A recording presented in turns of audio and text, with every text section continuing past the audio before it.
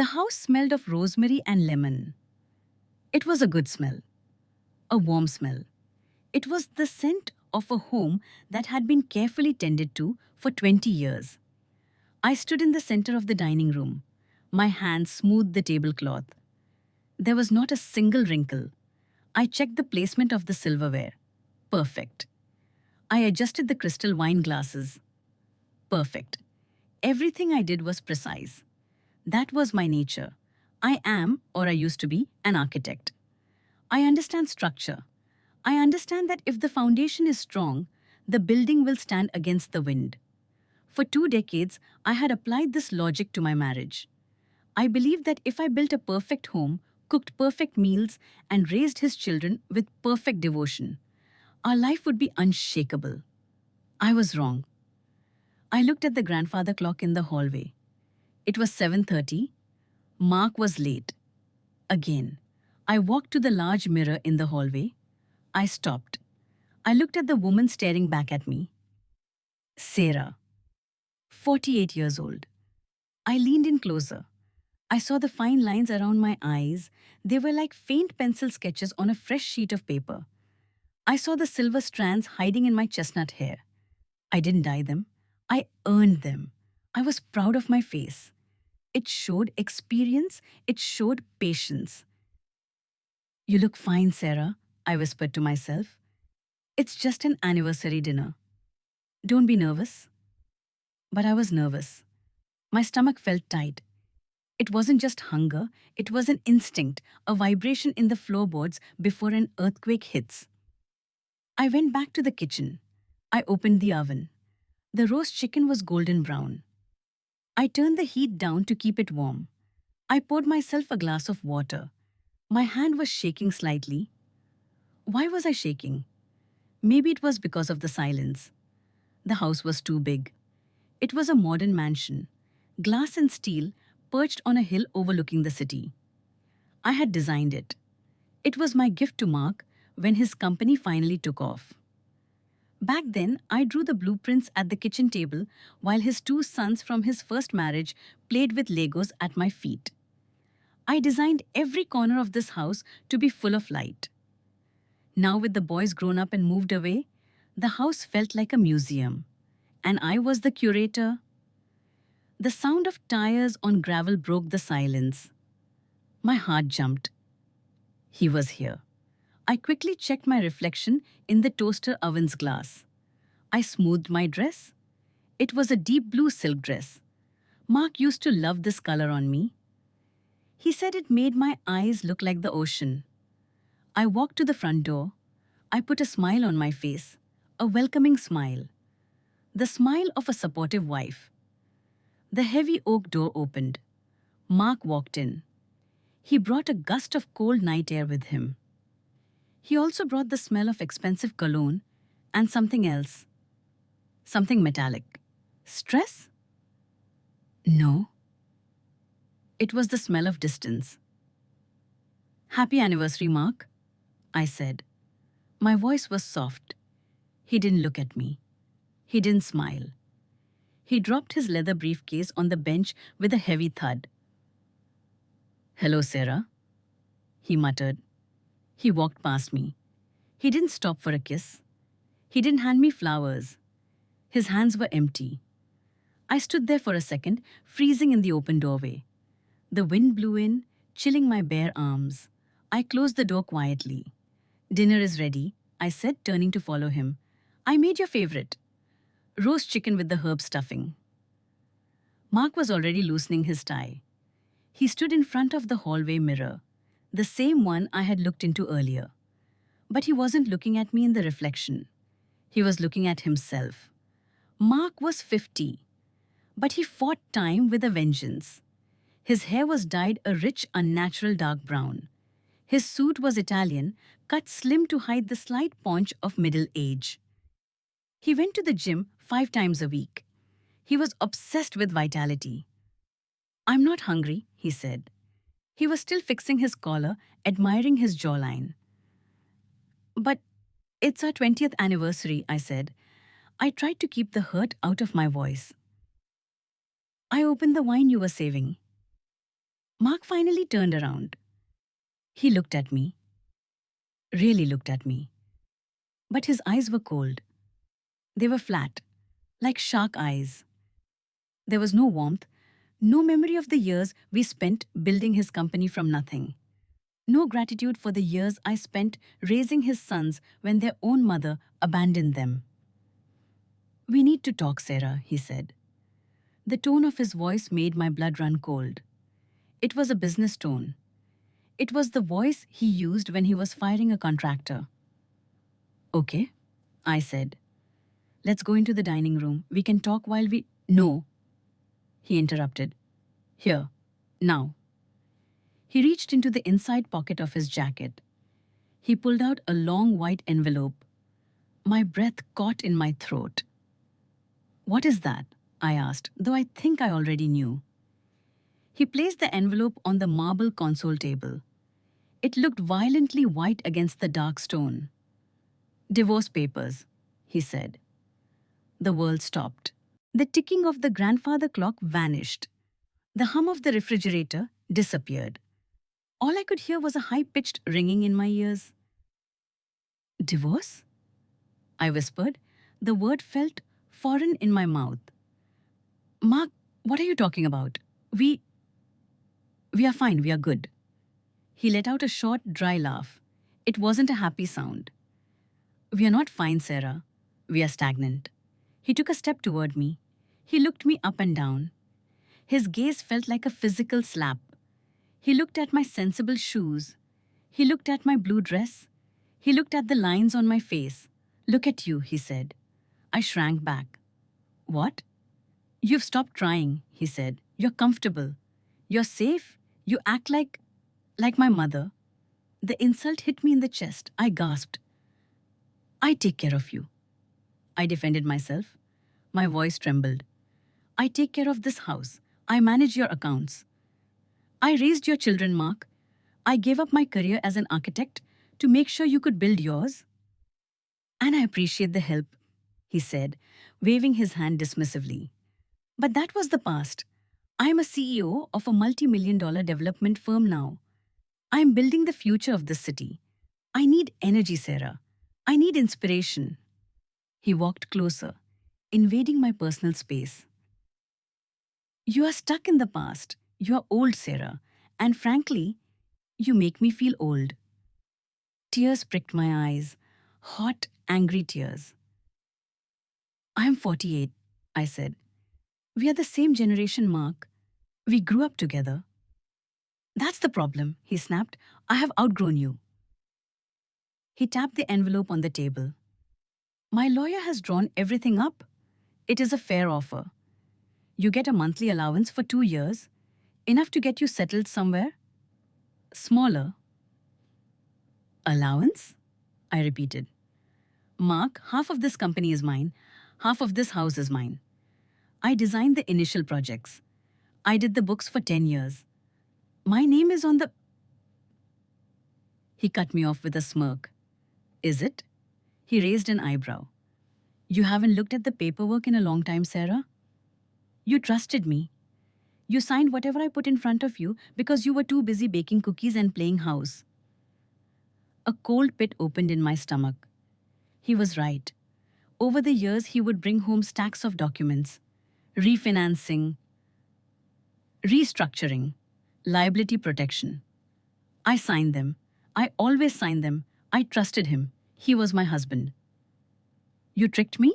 I asked. My voice was barely a whisper. "I protected my assets," he corrected. "The company belongs to me. The house belongs to the company. The cars belong to the company. Technically, Sarah, you own nothing." I felt the room spin. I reached out and grabbed the edge of the table to steady myself. "You can't do this," I said. "After 20 years, after everything." Mark checked his watch. He looked impatient. "It's done," he said. "And I want this to be quick. I want you out of the house by the weekend." "The weekend?" I cried out. "This is my home. Where am I supposed to go?" "That's not my problem," he said. He turned his back on me, and started walking toward the living room. Oh, and Sarah? He stopped and looked back over his shoulder. Don't make a scene. It's embarrassing. Just sign the papers and go with some dignity. Dignity. He was stealing my life, my home, and my pride, and he lectured me about dignity. I watched him walk away. He went to the liquor cabinet and poured himself a scotch. He looked relaxed. He looked like a man who had just completed a minor errand, not a man who had just destroyed his wife's life. I stood alone in the hallway. The smell of the roast chicken was now nauseating. The rosemary smelled like funeral flowers. I looked at the envelope. I didn't open it. I knew what was inside. It was a death certificate. The death of Sarah the wife. The death of Sarah the mother. But something else was waking up inside me. I looked at my hands again. They were shaking, yes, but they were strong hands. These hands had drawn skyscrapers. These hands had calculated load-bearing walls. These hands knew how to spot a structural failure before the roof caved in. Mark thought I was just an old decoration he could throw in the trash. He thought I was weak because I had been kind. He was wrong. I took a deep breath. I picked up the envelope. I walked into the living room. Mark was standing by the window, looking out at the city lights. He took a sip of his drink. There is someone else, isn't there? I asked. My voice was steady now. Mark didn't turn around immediately. He took a long time to answer. He swirled the amber liquid in his glass. She understands me, he said simply. She has vision. She is fresh. Fresh, I repeated, like he was talking about produce at the grocery store. Bring her here, I said. Mark turned around surprised. What? If you are throwing me out for her, I said, standing tall, I want to meet the person who is taking my place. Mark laughed. It was a cruel sound. You don't want to do that, Sarah. It will just hurt your feelings. I insist, I said. He looked at me with curiosity. Maybe he expected me to be on the floor weeping. Maybe he expected me to be begging. He didn't expect me to be standing there clutching the divorce papers like a weapon. Fine, he said. He pulled out his phone. She's waiting in the car down the street. I told her to give me 20 minutes to handle you. Handle me. I felt a fire ignite in my chest. A cold, blue flame. Call her, I said. He tapped his screen. You can come up now, babe. Babe. He hadn't called me that in 15 years. I stood by the fireplace. I waited. A few minutes later, the front door opened again. I heard the click-clack of high heels on the hardwood floor. Fast, light steps. Then she appeared. She was stunning. I have to admit that. She couldn't have been more than 24. She had long blonde hair that tumbled over her shoulders in perfect waves. Her skin was flawless, glowing with youth. She wore a tight red dress that left very little to the imagination. She stopped next to Mark. She looked at him with wide, adoring eyes. Then she looked at me. Her expression changed. It wasn't hatred, it wasn't fear. It was pity. Hi, she said. Her voice was high and airy. I'm Chloe. She reached out a hand, then pulled it back, realizing how awkward it was. Mark put his arm around her waist. He pulled her close. The gesture was possessive. It was a display. Chloe is an influencer, Mark announced proudly. She has over 1 million followers. She is going to be the face of our new luxury condo project. The Eden project? I asked. Mark blinked. Yes? How did you know? Because I named it, I said quietly. 3 years ago, in bed, when we were talking about our retirement dreams. Mark cleared his throat. He looked uncomfortable for the first time. Chloe looked confused. She looked from Mark to me. Mark said you were tired, Chloe said to me. She tried to sound sympathetic, but it came out condescending. He said you wanted to retire, that you didn't understand his vision anymore. I looked at this girl, this child. She had no idea what she was walking into. She saw the suits, the car, the house. She didn't see the man. I am not tired, Chloe, I said clearly. I looked at Mark. And I am not finished. Mark rolled his eyes. Okay, enough drama. Sarah, take the papers. Go pack a bag. You can stay in the guest room tonight, but I want you out by morning. Chloe and I have a photo shoot here tomorrow. A photo shoot? I asked. For the brand, Mark said. We are rebranding. Architecture for the young and bold. We need the house for the background. He was erasing me. He was literally going to take pictures of his mistress in the home I designed to sell a lie. I looked around the living room one last time. I looked at the fireplace I had sketched on a napkin in a cafe in Rome. I looked at the beams I had fought the contractors to keep exposed. I felt a crack in my heart, a loud, painful snap, but the building didn't collapse. Fine, I said. I turned and walked toward the stairs. Where are you going? Mark asked. To pack, I said. You want me out? I'll be out. I climbed the stairs. My legs felt heavy like lead. I could hear them whispering downstairs. I heard Chloe giggle. I heard the clink of glasses. I went into the bedroom. Our bedroom. I didn't cry. I didn't have time to cry. I opened my closet. I took out a suitcase. I packed my clothes. Not the fancy gowns Mark liked me to wear to galas. I packed my jeans, my drafting shirts, my comfortable boots. I went to the safe in the back of the closet. I entered the code. Empty. Mark had emptied it. My jewelry, my emergency cash, our passports. All gone. He had planned this perfectly. He wanted to leave me with nothing. He wanted me to be helpless so I would crawl away and disappear. I closed the safe door. I walked over to the bookshelf. I pulled out a thick leather-bound notebook. It was old and worn. Mark probably thought this was just a scrapbook. He never looked at my things. But this was my side journal. Every architect keeps one. It's where we record the flaws in the land, the cracks in the bedrock, the hidden water sources that can flood a basement. I had written everything in here for 20 years. Every shady phone call I overheard. Every time he came home smelling of perfume. Every time he moved money between accounts to save on taxes. I didn't know why I had kept it. Maybe a part of me always knew this day would come. I put the notebook in my bag. I zipped up the suitcase. I walked downstairs. Mark and Chloe were sitting on the sofa. Mark's hand was resting on her knee.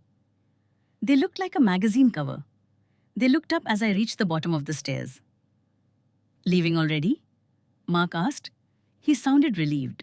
Yes, I said. I walked to the door. I didn't look back at the kitchen. I didn't look back at the dining room.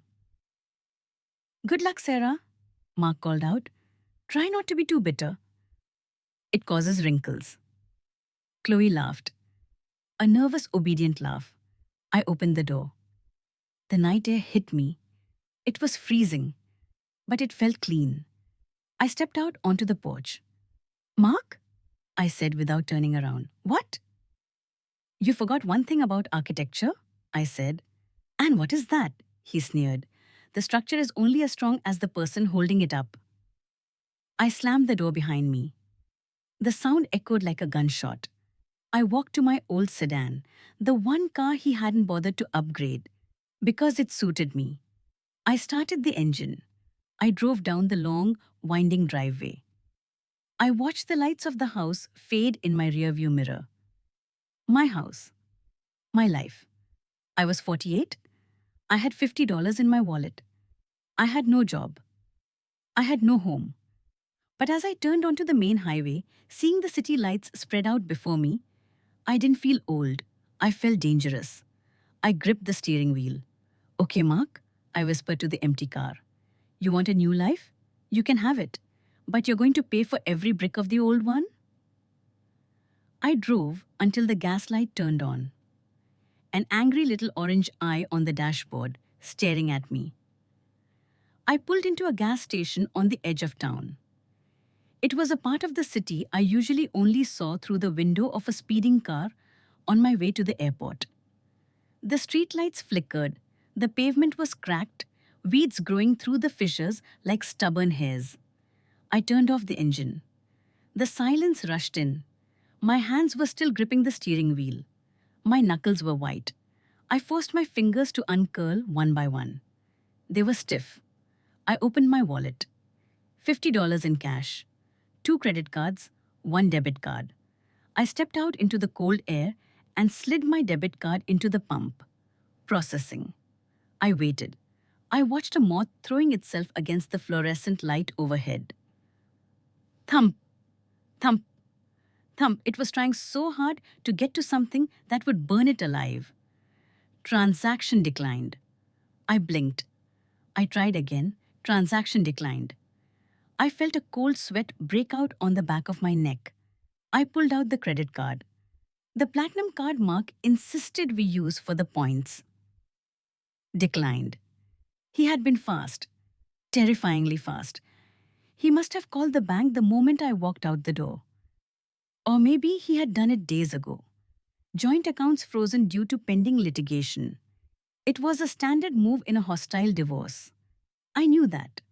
I had heard stories, but I never thought I would be the woman standing at a gas station at midnight, unable to buy $5 of fuel. I used 20 of my $50 to put gas in the car. I bought a bottle of water and a cheap sandwich that looked like it was made of plastic. I sat in the car and ate it. It tasted like cardboard and humiliation. I needed a place to sleep. I couldn't go to a hotel. They would ask for a credit card for the deposit. I couldn't go to friends. Who were my friends? They were our friends. They were the wives of Mark's business partners. They would pity me, then call Mark the second I fell asleep. I wouldn't give them the satisfaction. I drove to a motel called the Starlight Inn. The S and the T on the neon sign were burnt out, so it just read Our Light Inn. The manager was a man with grease under his fingernails and eyes that looked like they had seen too much. He didn't ask for a credit card. He just asked for $40 cash, up front. I handed him the money. It left me with $10. Room 104. I opened the door. The smell hit me instantly. Stale cigarette smoke, bleach, and something damp, like old carpet. The room was tiny. The bed sagged in the middle. The wallpaper was peeling at the corners, revealing the grey drywall underneath. I put my suitcase on the floor. I didn't want to put it on the bed. I sat on the edge of the mattress. It creaked loudly, a groan of exhaustion. I was alone. For 20 years, I had slept on Egyptian cotton sheets. I had woken up to the sound of birds in the garden and the smell of freshly ground coffee. Now I heard a siren wailing in the distance. I heard the couple in the next room arguing. Their voices were muffled, but their anger was clear. I walked to the small bathroom. The mirror was cracked. I looked at myself. The elegant Sarah, the architect's wife, the perfect hostess. She looked out of place here.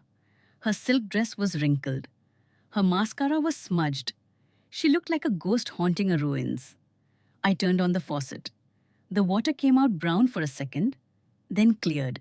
I washed my face. The water was freezing. Okay, I said to the mirror. Okay. I had to be practical. I was an architect. When a building is unstable, you don't panic. You shore up the supports. You assess the damage. I took out my side journal from my bag. I opened it to a fresh page. I wrote, current assets, $10. Car, clothes, current liabilities, homeless, jobless, age. I stared at the word age. Mark had weaponized it. Too old. I wasn't old. I was 48. I had decades of life left. But in Mark's world, the world of high-stakes real estate and image, 48 was ancient. It was invisible. I curled up on top of the scratchy bedspread, still wearing my coat. I clutched the journal to my chest. I didn't sleep. I just waited for the sun to rise. The next morning, the reality set in. I needed money immediately. I changed into my simplest outfit, a white button-down shirt and black trousers. I pulled my hair back into a tight bun. It made me look severe, but professional. I drove to the downtown district. I walked into the first employment agency I saw. The recruiter was a young woman, maybe 25. She had bright pink nails and was chewing gum. She looked at my resume. "Wow," she said, popping a bubble. "You have a degree in architecture from state? And you graduated with honors?" "Yes," I said, sitting straight. "I worked for 3 years at a top firm before taking a sabbatical." "A sabbatical?" She looked at the dates. "Honey, this gap is 20 years long." "I was managing a household," I said, "and consulting. Informally." She winced. "Informally, right?" She typed something on her computer. "Look, Sarah. Can I call you Sarah?" "Please." "The architecture firms we work with, they use software like Revit, Rhino, Grasshopper. When was the last time you used those?" I froze. I used a pencil. I used AutoCAD 2000. "I can learn," I said. "I am a fast learner. The principles of design haven't changed. Gravity still works the same way." She gave me a pitying smile. It was the same smile Chloe had given me. "It's not about gravity, Sarah. It's about speed. These firms want fresh grads who can churn out 3D renders in an hour. They don't want to pay a mature woman to learn the basics." Mature, another word for useless. "What do you have?" I asked. "I'll take anything. Receptionist, office manager." She scrolled down her screen. "I have a temp position. Data entry. Minimum wage." "I'll take it," I said. "Great, but are you sure? You seem overqualified." "I need to eat," I said flatly. I didn't get the job. The hiring manager took one look at me and decided I wouldn't fit the culture. The office was full of beanbag chairs and people in hoodies drinking kombucha. I was a relic from a different era. I went to 3 more interviews that week. Same result. Overqualified. Too much of a gap. Not a culture fit. By Friday, I was down to my last $2. I had been living on instant noodles made with hot water from the motel bathroom tap. My car was running on fumes. I parked in the lot of a massive home improvement store. Build more. It was a warehouse of lumber, pipes, and paint. They had a help wanted sign in the window. I walked in. The smell of sawdust comforted me. It smelled like potential. It smelled like building. I found the manager. He was a harried-looking man named Dave, wearing an orange vest. "I'm here for the job," I said. He looked at my resume. He didn't look at the degree. He looked at the availability. "Can you work weekends?" he asked. "Yes." "Can you stand for 8 hours?" "Yes." "You ever work a cash register?" "No, but I can do math." He looked skeptical. Just then a customer walked up. A young man, looking confused, holding a piece of PVC pipe. "Excuse me," the customer said to Dave. "I'm trying to fix a sink drain. Do I need a 45-degree elbow or a 90? Dave looked blank. Aisle 12 has the fittings man." "I just manage the schedule." I stepped forward. "Is it a P-trap under a kitchen sink?" I asked the customer. He looked at me surprised. "Yeah, double basin." "You don't want an elbow yet?" I said. "You need a slip joint T to connect the 2 basins, then into the P-trap. If the wall pipe is offset, use a 45. If it's straight back, just use the trap arm." The customer stared at me. "Whoa. You know your plumbing?" "I know how water flows," I said. I looked at Dave. Dave looked at the customer, then back at me. You're hired, Dave said. Start tomorrow, $11 an hour. It was a fraction of what Mark spent on a single lunch. But it was money. It was mine. 2 weeks passed. My life became a rhythm of survival. Wake up in the motel, drive to Biltmore, stand on my feet for 8 hours scanning lumber and bags of concrete, eat a sandwich, go back to the motel. My back ached. My feet swelled. My hands, once manicured, were now dry and nicked from handling rough wood. But my mind was clearing. The fog of the luxury life was lifting. One Tuesday evening, it was raining. A cold, miserable rain. I was walking from my car to the motel room, holding a bag of groceries. I stopped. Across the street, there was a giant electronic billboard. It illuminated the wet pavement with a harsh white light. The image changed. It was Mark. He was standing in front of a sleek glass model of a building. He was wearing a hard hat, but he wore it like a crown. He was smiling that charming predatory smile. Next to him was Chloe. She was looking up at him adoringly. The text on the billboard read, Mark Harrison presents the Eden Tower, designed for the future, inspired by a new muse. I dropped my grocery bag. A carton of milk burst open on the pavement. White liquid pooled around my boots. The Eden Tower. I knew those lines. I knew that curve of the roof. I knew the way the balcony spiraled up the structure to maximize sunlight. It was my design. I had drawn it on a honeymoon in Greece 5 years ago. I had sketched it on a napkin while we watched the sunset. I had refined it for months in my home office. Mark had told me it was too ambitious. He had told me it was impossible to build. He had lied. He had kept the drawings, and now he was building it. And he was giving the credit to his new muse. I stood there in the rain, staring at the billboard. The water soaked through my coat. I felt a rage so pure, so hot, it almost dried the rain on my skin. He hadn't just taken my past. He was stealing my intellectual property. He was stealing my mind. Hey, lady! A car honked at me. Get out of the road. I didn't move. I kept staring at Mark's giant face. He looked so confident, so untouchable. He thought I was gone. He thought I was just a discarded wife, crying in a cheap motel, waiting for a meager alimony check that might never come. He thought I was weak because I was invisible. I picked up my wet grocery bag. I didn't care about the spilled milk. I walked into my motel room. I didn't turn on the lights. I sat at the small wobbly desk. I opened my side journal. I turned to a new page. I wrote, Project Eden. Underneath, I wrote, Architect Sarah Harrison. Then I crossed out Harrison. I stared at the name. It wasn't my name anymore. It was his brand. I wrote, Architect Sarah.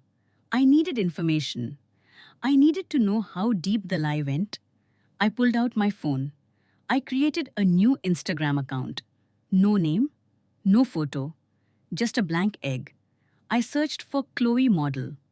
Her profile was public. Of course it was. There were hundreds of photos. Chloe in my kitchen, Chloe by my pool, Chloe holding my cat. And then a video posted yesterday. It was a story. Chloe was filming herself in a mirror. But not just any mirror. She was in Mark's home office, the one he never let me enter because it was strictly business. Hey guys, she chirped, zooming in on her diamond earrings. Mark is so busy tonight with the boring paperwork, so I'm just hanging out in the command center. She spun the camera around. For a split second, the camera swept across Mark's desk. I paused the video. I screenshotted it. I zoomed in. The desk was covered in papers, but in the corner, half hidden under a stack of blueprints, was a red ledger. My heart skipped a beat. I knew that ledger. Years ago, before Mark became big, he had a habit. He didn't trust computers. He said computers could be hacked. He wrote the real numbers, the bribes, the kickbacks, the offshore accounts, in physical ledgers. He told me he had burned them all when the company went public. But there it was, a flash of red leather in the corner of the frame. If that ledger existed, Mark wasn't just a cheater. He was a criminal. And Chloe? She was sitting right next to the evidence, too stupid to know she was broadcasting a felony to the world. I lowered the phone. A plan began to form.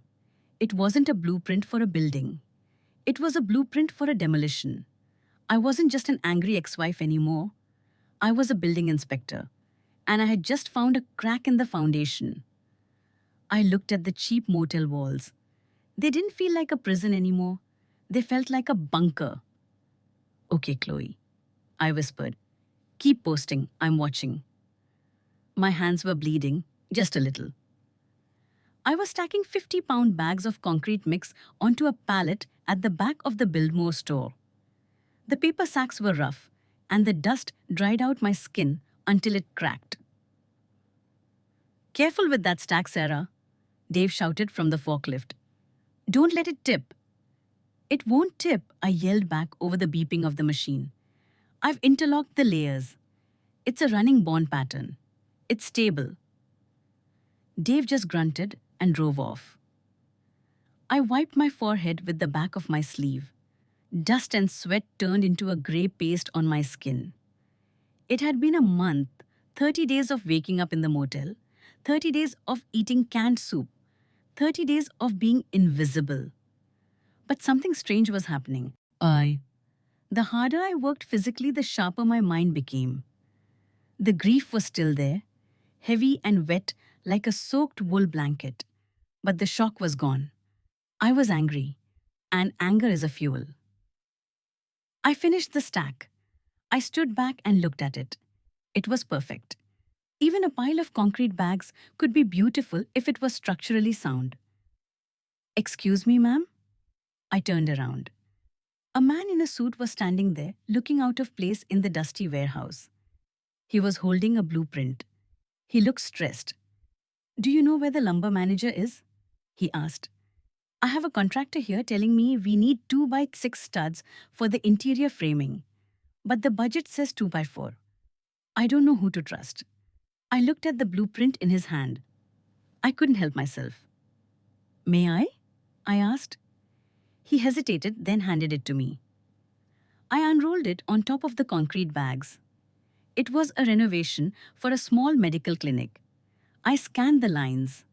My eyes flew over the dimensions, the load calculations, the HVAC routing.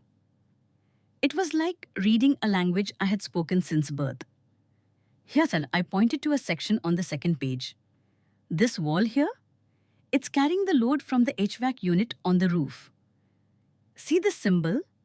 That means it's load-bearing. The man squinted. Okay. If you use 2x4s, they will buckle under the weight of the unit during a snowstorm. I explained, my voice firm. Your contractor is right. You need 2x6s and you need to space them 16 inches on center, not 24. If you cut costs here, your roof will sag within 5 years. The man looked at me. He looked at my orange vest. He looked at the name tag that just said, Sarah.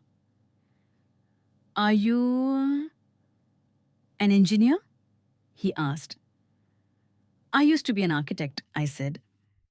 Now I sell concrete. I handed the blueprint back. Buy the 2x6s. It's cheaper than a lawsuit. He stared at me for a moment longer, then nodded slowly. Thank you.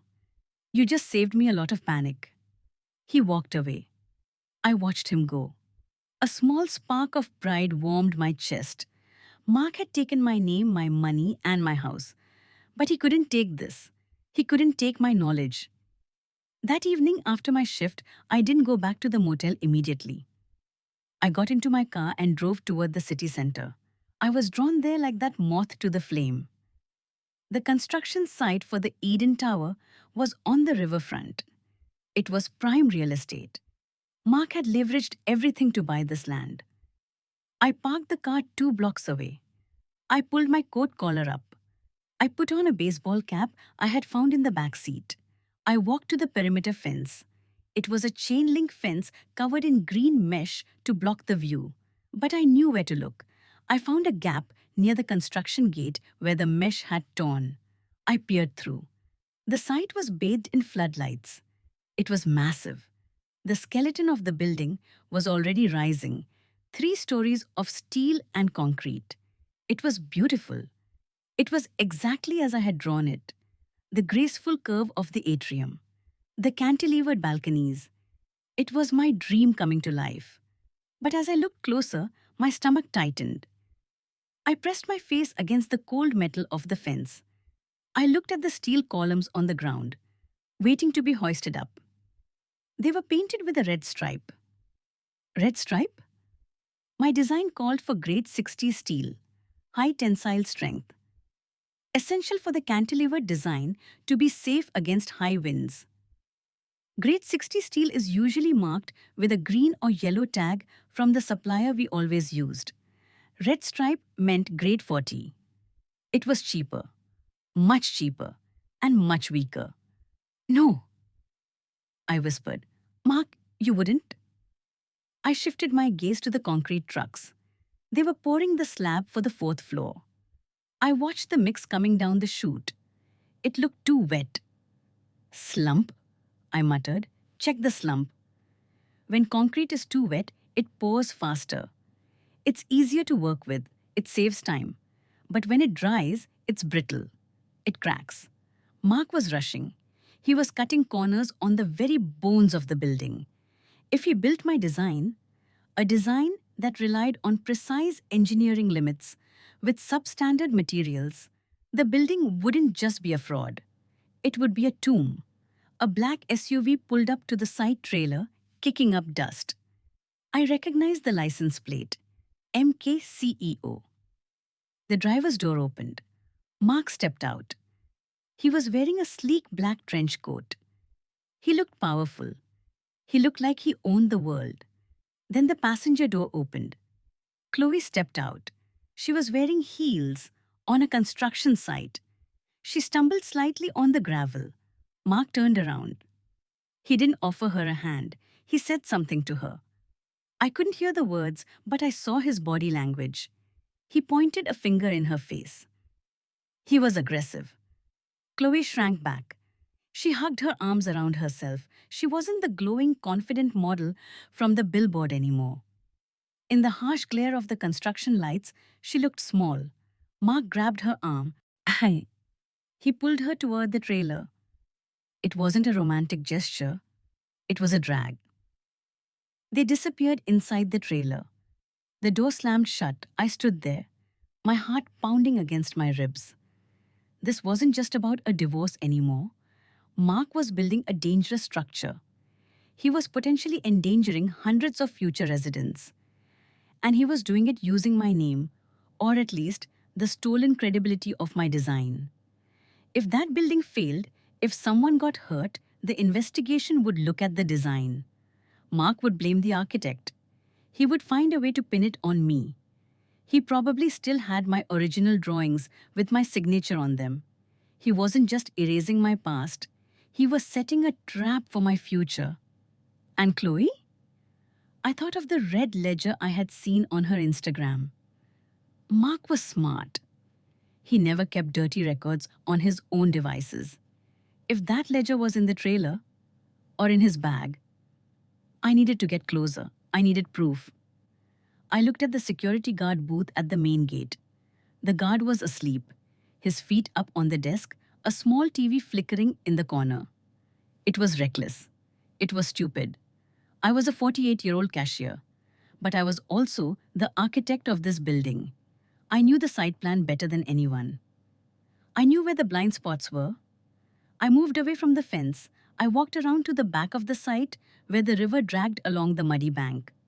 There was a drainage pipe there, a large stormwater culvert that ran under the fence and emptied into the river. I had designed it to handle the runoff from the plaza. I slid down the muddy bank. The smell of the river was pungent, oil and decay. I found the opening of the pipe. It was dark. I took out my phone and turned on the flashlight. I crawled inside. The concrete was cold and slimy. I crawled on my hands and knees. My coat dragged in the muck. My breathing echoed in the tight space. "You are crazy, Sarah," I told myself. "You are going to get arrested." But the image of those red striped steel beams kept me moving. I crawled for what felt like an hour, but was probably only 5 minutes. I reached the grate that opened up into the site behind the material stockpiles. I pushed the grate. It was heavy, but not locked. I had designed it to be accessible for maintenance. I slid the grate aside and climbed out. I was inside. I hid behind a stack of plywood. I was about 50 yards from the trailer. The lights in the trailer were on. I could see silhouettes in the window. Mark and Chloe. They were arguing. I could hear Mark's voice now. It was loud. "Stupid girl, you don't post that. You don't show the desk." Chloe's voice was a high-pitched wail. "I didn't know. I was just trying to help the brand." "You are a liability," Mark shouted. "I should have left you at the club where I found you." "Don't say that," Chloe cried. "You love me." "I love success," Mark roared. "I love order, and you are a mess. Fix it, Chloe, or you are out. And you know what happens if you leave? You have nothing. The car is mine. The apartment is mine. You owe me." Silence, then the sound of sobbing. I shivered. It was the same script. The car is mine. The house is mine. He trapped us. He used money as a cage. Suddenly, the trailer door opened. I ducked lower behind the wood. Mark stormed out. He was holding a phone to his ear. "Yeah, it's me," he said into the phone, walking right toward where I was hiding. I held my breath. I pressed my hand over my mouth. "Listen, the inspector is coming tomorrow," Mark said. His voice was low, menacing. "I don't care what it costs. Make sure he looks at the south wall, not the north wall.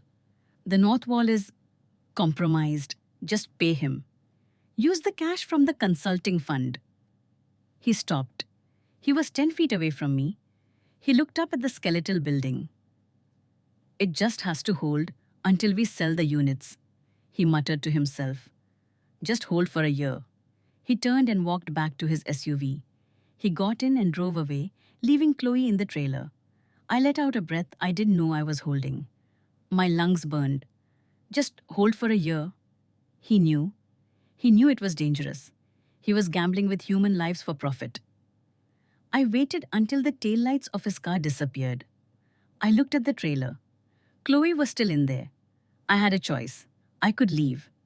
I had heard enough to know he was evil, but I needed evidence. I needed that ledger, and I needed an ally. I looked at the girl in the window. She was sitting at the table, her head in her hands, shaking. She was me, 20 years ago, before I learned to be silent, before I learned to sign the papers without looking. I wasn't going to steal the ledger tonight. It was too risky. The guard might wake up. But I had something better. I had the truth. I crawled back into the drainage pipe. As I made my way back to the riverbank, back to my car, and back to my lonely motel room, I felt a shift in the universe. The victim was gone. Sarah the architect was back. And I was going to bring his house down. The weight of concrete. 3 months, 90 days of counting inventory. 90 days of lifting 50-pound bags of sand until my shoulders felt like they were on fire. 90 days of sleeping in a room that smelled of mildew and other people's bad choices. I was tired. But it was a good kind of tired. In my old life, I was tired from boredom. I was tired from pretending. I was tired from smiling at dinner parties where men talked over me and women judged my centerpiece. Now I was tired because I was surviving. I stood at the register of Buildmore. It was a slow Tuesday morning. The fluorescent lights hummed overhead, a buzzing sound that drilled into my skull. "That will be $45.10, I said to a contractor buying a box of nails and a hammer. He handed me a crumpled bill. I smoothed it out. My hands were rough now. The calluses on my palms were thick. My fingernails were short and unpolished. I looked at my hands. They were ugly, but they were honest. I handed the man his receipt. Have a good build, I said. He grunted and walked away. I looked at the clock. 10:09 a.m. At 10:00 a.m. in my old life, I would be at the spa. Or I would be meeting the interior decorator to discuss curtains. Now I took my 15-minute break. I went to the break room. I sat on a plastic chair that wobbled. I pulled out my phone. It was a cheap smartphone I had bought with my first paycheck. The screen was small, but it was a window into the world I had lost. I opened Instagram. I went to the account I had created. The Invisible Observer. I typed in her name. Chloe, model. Her profile popped up. It was a grid of bright colors, filtered smiles, and luxury. There was a new photo posted an hour ago. It was taken on a yacht. The water was impossibly blue. Chloe was wearing a white bikini, holding a glass of champagne. Mark was in the background, shirtless, wearing sunglasses, looking at his phone. The caption read, "Living the dream with my king." Eden life, Ash, soulmate, had power couple. I stared at the photo. I didn't feel jealousy anymore. I felt something else. I felt like a detective looking for clues at a crime scene. I zoomed in on Chloe's face. The filter smoothed her skin, but it couldn't hide the tension in her jaw. Her smile didn't reach her eyes. Her eyes looked tight, fearful. She was holding the champagne glass so hard, her knuckles were white. And Mark? He wasn't looking at her. He was looking at his phone. He was always looking at something else. I scrolled down to the comments. So jealous. Goals. When is the wedding? I scrolled past the adoration. I was looking for the cracks. Then I saw it, a comment from a user named user782, buried at the bottom. Pay your contractors, Mark. The electrical sub hasn't been paid in 3 months. I screenshotted it. A second later, I refreshed the page. The comment was gone. Deleted. I smiled. A cold, thin smile. Mark was scrubbing the internet. He was managing his image like he managed his construction site, by covering up the mess. I put the phone away and went back to the register. The image of Chloe's tight smile stayed with me. I knew that look. I had worn that look for 20 years. It was the look of a woman who was walking on eggshells, trying not to wake the dragon. The warning signs that evening, after my shift, I didn't go to the motel. I drove to the public library. It was warm, free, and it had computers with high-speed internet. I sat in the corner away from the prying eyes of the librarian. I logged into the city's public records database. Building permits are public information. Most people don't know how to read them. They see a lot of codes and stamps and get bored. But to me, a permit history is a story. I searched for Eden Tower. The file was massive, hundreds of documents. I started digging. I looked for the change orders. A change order is what happens when a builder wants to deviate from the original plan. Usually it's to save money. I found change order number 104, dated 2 weeks ago. Request to substitute interior fire-rated drywall with standard gypsum board on floors 10 through 20. My heart stopped. Fire-rated drywall is expensive. It's thick. It contains additives that slow down flames. It gives people time to escape. Standard gypsum board? It burns, it crumbles. The request was approved. I looked at the signature of the inspector who approved it. J. Miller. I knew J. Miller. He was a corrupt bureaucrat who had been accepting gifts from developers since the 90s. Mark used to buy him golf clubs. I felt sick. Mark wasn't just using cheap steel. He was turning the upper floors into a fire trap. If a fire started on the 10th floor, it would spread to the 20th before the fire trucks could even extend their ladders. I printed the document. The printer whirred loudly in the quiet library. I held the warm paper in my hand. This was proof. But it wasn't enough. A permit change, technically, was legal if the inspector signed it. I needed to prove that Mark bribed the inspector. I needed to prove intent. I needed the ledger. I thought about Chloe again. She was the weak link. Mark was arrogant. He thought everyone was disposable. But he forgot that the people you discard are the ones who know your secrets. I packed up my papers. As I walked out of the library, it determined icky. The rain started. It was a heavy, relentless downpour. I got into my car. It wouldn't start. I turned the key.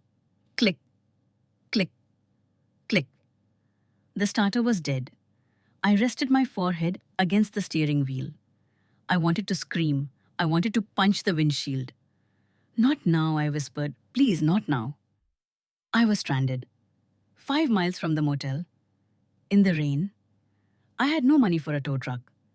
I sat there for 10 minutes listening to the rain hammer against the metal roof. It sounded like stones being thrown at me. Then my phone rang. I jumped. I looked at the screen. Unknown number. I didn't answer unknown numbers. It was usually debt collectors calling about bills Mark had left in my name. It rang again and again. Something told me to answer. A vibration in the floorboards. I swiped the screen. Hello? Silence. All I could hear was breathing. Short, ragged breaths, like someone who had been running or crying. Hello? I said again. Who is this? Sarah? The voice was a whisper. It was trembling so hard the name barely came out. I froze. I knew that voice. It was higher than mine. Younger. Chloe? I asked. A sob broke through on the other end. It was a raw, ugly sound.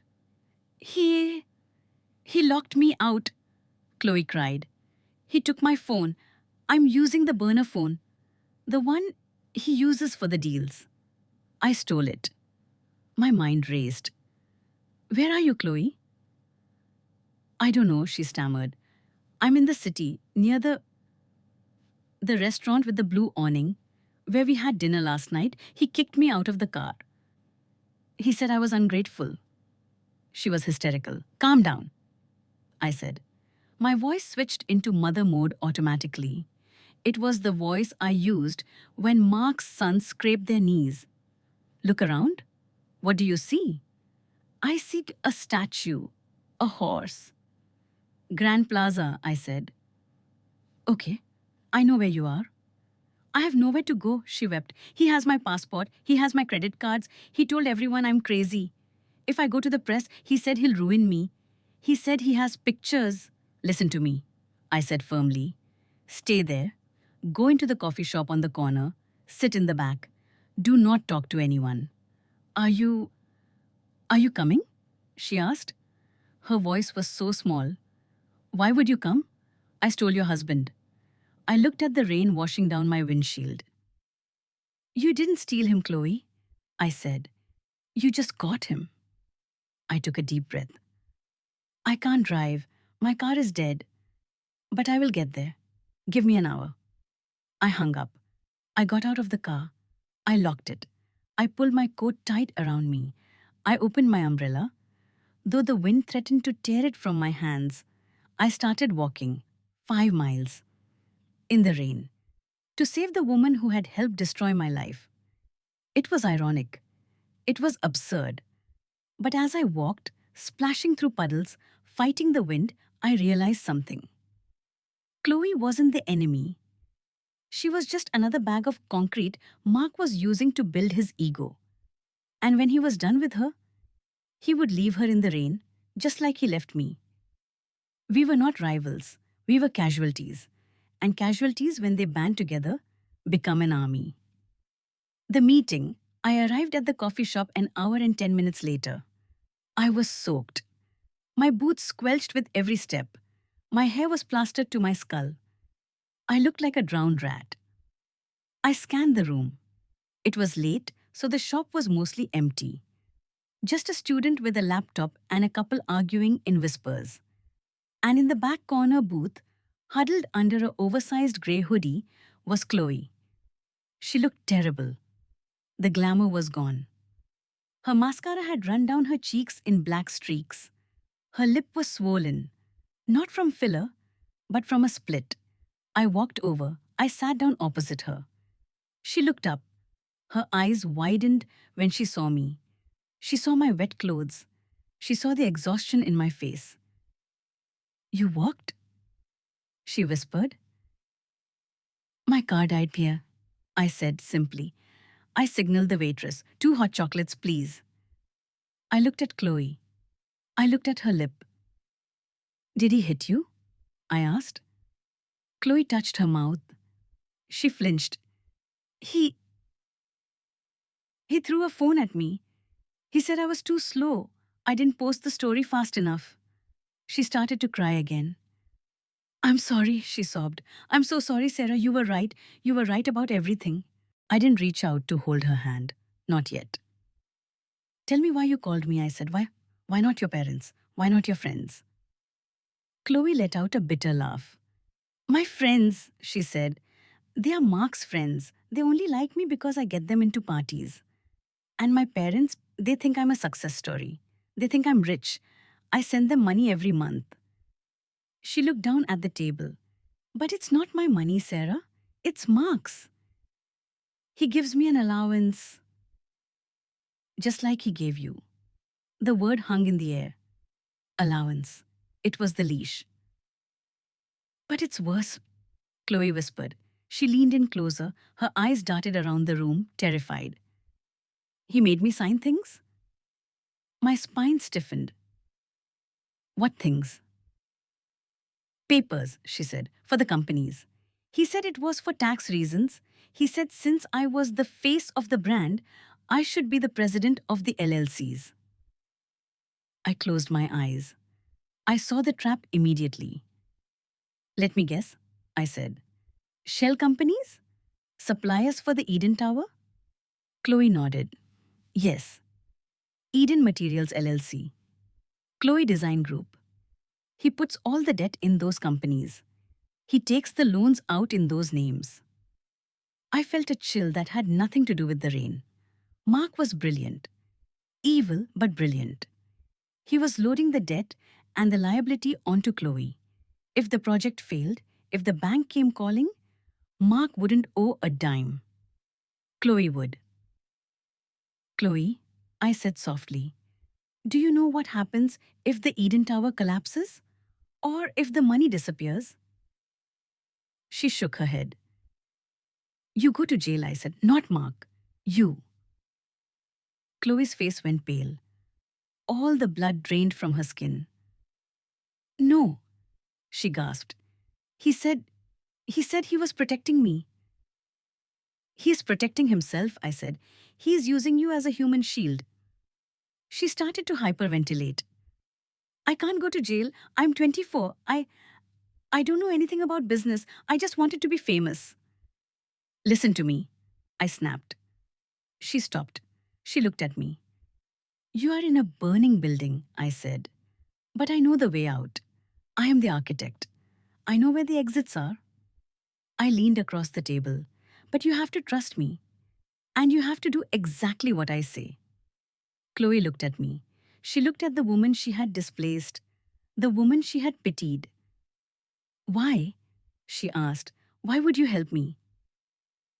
"Because I want him to pay," I said. "And I can't do it alone. You are on the inside. I'm on the outside." I pointed to the phone she was clutching, the burner phone she had stolen. "Is that the phone?" I asked. She nodded. "Yes. He keeps it in the safe, but he left it on the dash when he threw me out." "Does it have the passcode?" "I know the passcode," she said. "It's his birthday. He's so vain." "Unlock it." She hesitated. Her hand trembled. Then she typed in the numbers. The screen lit up. "Go to the voice memos," I said. She scrolled.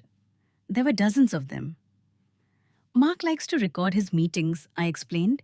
He thinks he's making history. He records everything so he can listen to himself later. I took the phone from her. I scrolled through the dates. I found one from last week. The label was Meeting with Steel Supplier. I pressed play. I held the phone up to my ear. Mark's voice. I don't care about the grade. I care about the margin. Can you paint the grade 40 to look like grade 60? Supplier's voice. That's illegal, Mr. Harrison. If the inspector checks... Mark's voice. The inspector is my friend. Just do it. I need to shave 2 million off the budget. I need that cash for the offshore transfer. I stopped the recording. My heart was pounding so hard I thought it would burst. It was the smoking gun. Not just for the fraud, but for the criminal negligence. I looked at Chloe. She was staring at me wide-eyed. Did he just say paint the steel? She asked. Yes, I said. He is building a death trap. I put the phone down on the table. Chloe, we have a problem, I said. This recording is on a stolen phone. If we go to the police now, Mark will say you stole it, tampered with it, or he'll claim it's a deep fake. He has expensive lawyers. We have nothing. So what do we do? She asked. We need the original documents, I said. We need the ledger, the red book. Chloe gasped. The red book? He keeps that with him always, or in the wall safe at the house. I know, I said. I know where the safe is. I designed the hiding spot. But he changed the codes, Chloe said. He changed all the locks. I smiled. It was a grim smile. He can change the codes, I said. But he can't change the wiring. I know how to bypass the electronic lock. I installed the backup system myself. I reached out and took Chloe's hand. Her skin was cold, but her grip was tight. I need you to go back to him, I said. Chloe pulled back terrified. No, I can't. He's scary, Sarah. He's unraveling. You have to, I said. You have to go back and play the part. You have to be the apologetic, stupid girlfriend. You have to make him feel safe. You have to make him believe he still owns you. I can't act, she whimpered. Yes, you can, I said. You've been pretending to be happy for months. Just do it a little longer. I looked deep into her eyes. If you don't go back, he will hunt you down. He will sue you. He will pin all the debt on you. You will spend the next 20 years in prison paying for his crimes. Tears streamed down her face. But if you go back, we can trap him, we can get the ledger, we can expose him, and then, Chloe, you will be free. She sniffed. She wiped her nose with her sleeve. Free? She asked. Free, I promised. No debt, no mark, a fresh start. She took a deep breath. She looked at the rain outside, then she looked back at me. Okay, she whispered. Okay, I'll do it. Good, I said. I pulled a napkin from the dispenser. I took a pen from my purse. Here is the plan, I said. We don't have much time. The grand opening of the Eden Tower is in 2 weeks. He will want everything cleaned up by then. I started to draw on the napkin. Not a building, a battle plan.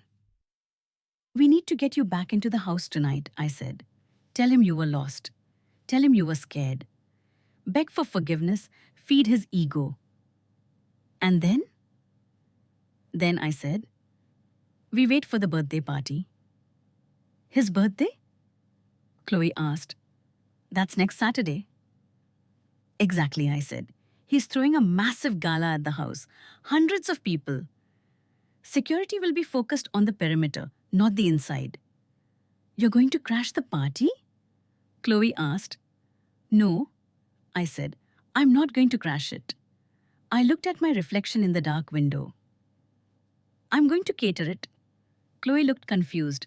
Mark loves those little crab cakes from Sal's Catering, right? I asked. Yes. He ordered 1,000 of them. My cousin owns Sal's Catering. I lied. I didn't have a cousin there, but I knew Sal. I had tipped him generously for 20 years. He owed me a favor, a big one. I will be in the kitchen, I said, in a uniform, invisible, just an old woman serving food. Mark never looked at the help. He never looked at women over 40. I would be a ghost in my own home. You get me the key to the study, I said to Chloe. I'll do the rest. Chloe nodded slowly. A spark of determination flickered in her eyes. We are going to take him down, she said. Brick by brick, I answered. We finished our hot chocolates. I walked Chloe to a taxi stand. I gave her my last $20 to pay for the ride back to the penthouse Mark was renting while the house was being prepped. I watched her drive away. I was alone again, cold, wet, and broke. But as I walked back into the rain to begin the long trudge to my motel, I didn't feel cold. I felt the fire. I was the architect. And I had just hired my demolition crew. The kitchen. The kitchen of Sal's catering smelled of garlic, roasted peppers, and controlled chaos. Steam rose from giant metal pots. Chefs shouted orders in Italian and Spanish. Knives chopped against cutting boards with a rhythmic military precision. Chop, chop, chop. I stood in the manager's office.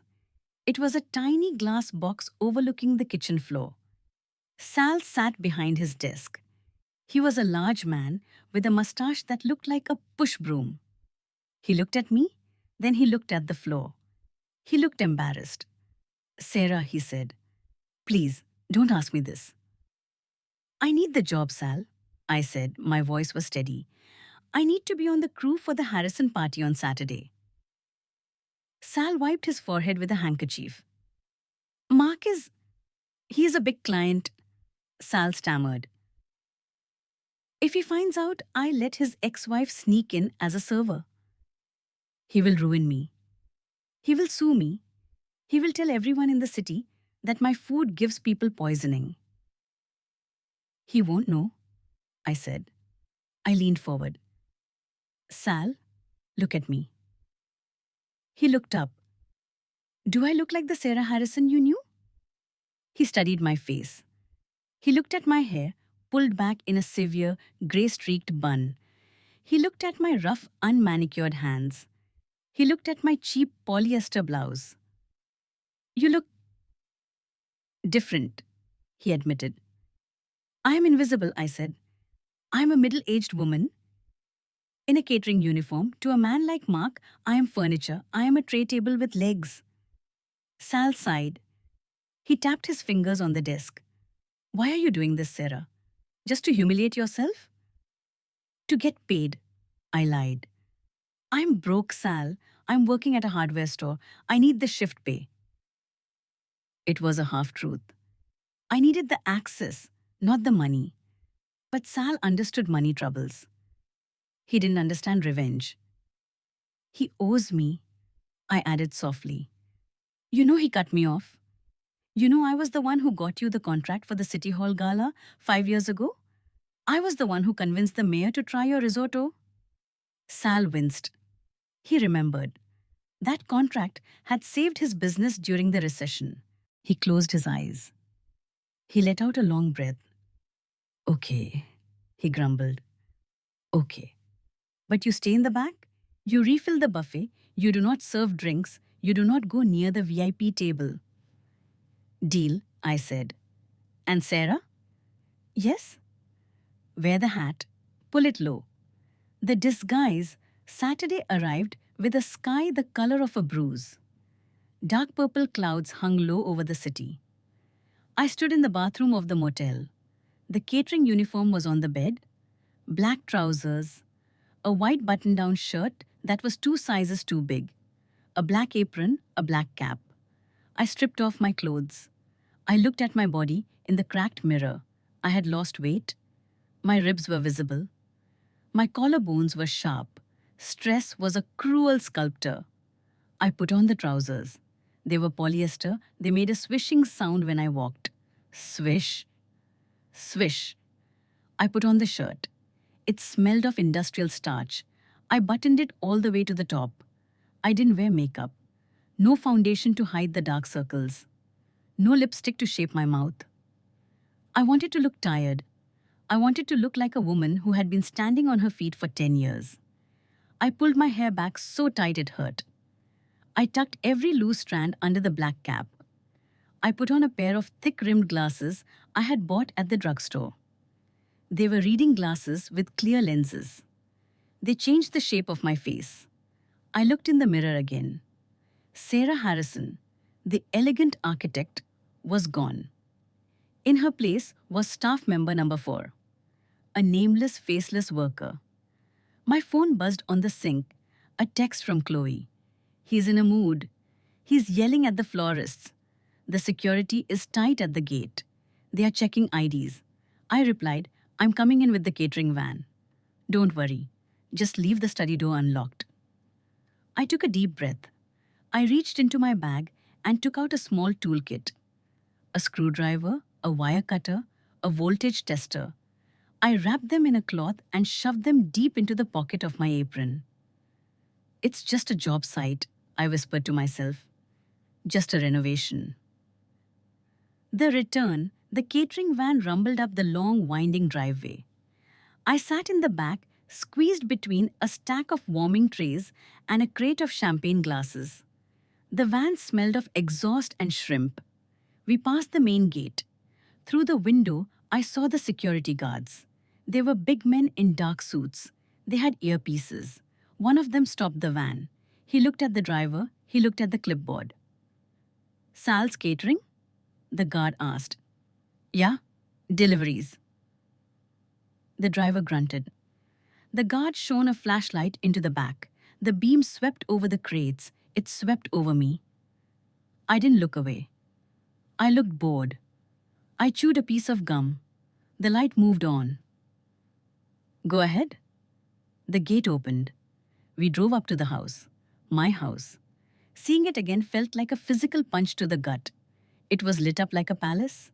Golden light spilled from every window. The landscaping had been changed. My wild English garden was gone. In its place were rigid, manicured hedges and modern sculptures that looked like twisted metal. It looked cold. It looked like a corporate headquarters, not a home. We pulled around to the service entrance. I hopped out of the van. I grabbed a crate of lemons. It was heavy. I walked into the kitchen. It was strange. I knew this kitchen better than the back of my hand. I knew that the third drawer stuck if you pulled it too hard. I knew that the oven had a hot spot in the back right corner. But now it was full of strangers. Chefs were shouting. Waiters were rushing in and out with silver trays. You! New girl. The head waiter, a thin man with a headset, snapped his fingers at me. Start slicing these lemons. Thin slices for the water. Move. Yes, sir, I said. I went to the prep station. I picked up a knife. I started slicing. Slice, slice, slice. My eyes scanned the room. Through the swinging doors, I could see the hallway. I could see the guests arriving. The noise of the party drifted in. Laughter. The clinking of glass. The sound of a jazz band playing in the living room. It was a surreal nightmare. I was a servant at a party celebrating the man who destroyed me in the house I designed. I worked for an hour. I kept my head down. I refilled ice buckets. I carried trays of dirty glasses to the dishwasher. No one looked at me. I walked past people I had known for years. I walked past Linda, my old yoga partner. She was wearing a red dress. She looked right through me as she put her empty glass on my tray. This Chardonnay is too oaky, she complained to her husband. I walked past Robert Mark's attorney, the man who had drafted the divorce papers. He was laughing at a joke, his mouth open wide. I was invisible. It was a superpower. And it was terrifying. The target at 9 o'clock p.m., Mark was scheduled to give his speech. I knew this was my window. Everyone would be in the great room. The study would be empty. I waited by the service door. I saw Chloe. She was standing near the grand piano. She looked breathtaking in a silver gown that shimmered like fish scales. But she looked stiff, her eyes were darting around the room. She saw me, or rather, she saw the catering staff member standing in the shadows. She gave a tiny, almost imperceptible nod. Then she did it. She turned to a waiter passing by with a tray of red wine. She pretended to stumble. She crashed into the waiter. Crash! The tray flipped. Red wine splashed everywhere, onto the floor, onto the white rug, onto the guests nearby. Oh my God, Chloe shrieked. I'm so clumsy. I'm so sorry. Chaos ensued. Guests gasped. Waiters rushed to clean up the mess. Mark turned around, his face purple with rage. Chloe! He hissed. What the hell are you doing? All eyes were on the spill. I moved. I slipped out of the service door. I turned left, away from the great room. I walked down the long hallway.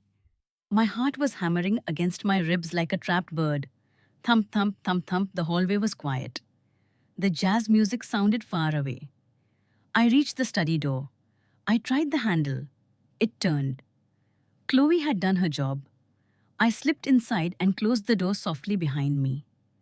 The study was dark, illuminated only by the moonlight filtering through the tall windows. The smell of the room hit me.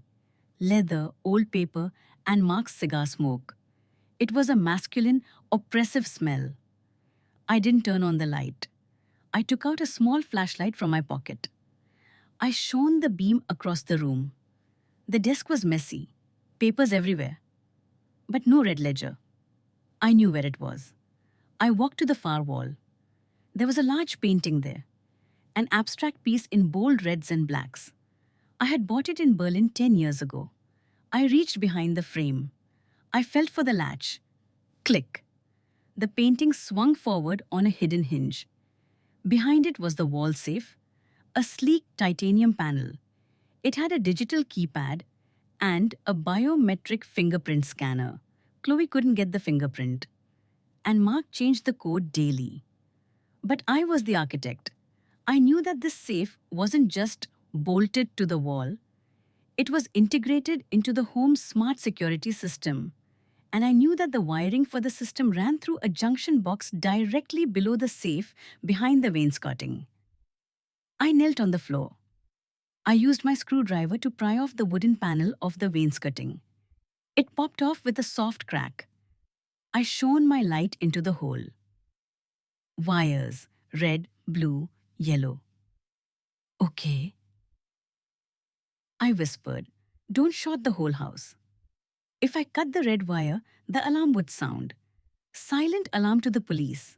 If I cut the blue wire, it would reboot the system.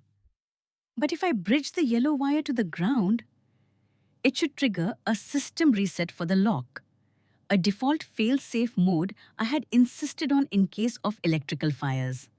I took out my wire cutters. I stripped a small piece of insulation from the yellow wire. My hands were shaking. I forced them to stop. Precision, structure, logic. I touched the copper of the yellow wire to the metal casing of the box. Spark.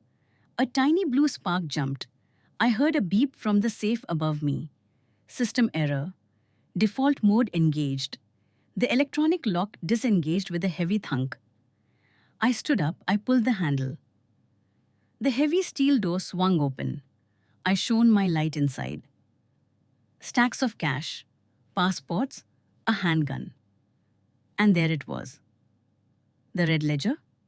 It looked innocent. Just a leather-bound notebook. But inside were the numbers that could send Mark to prison for life. I grabbed it.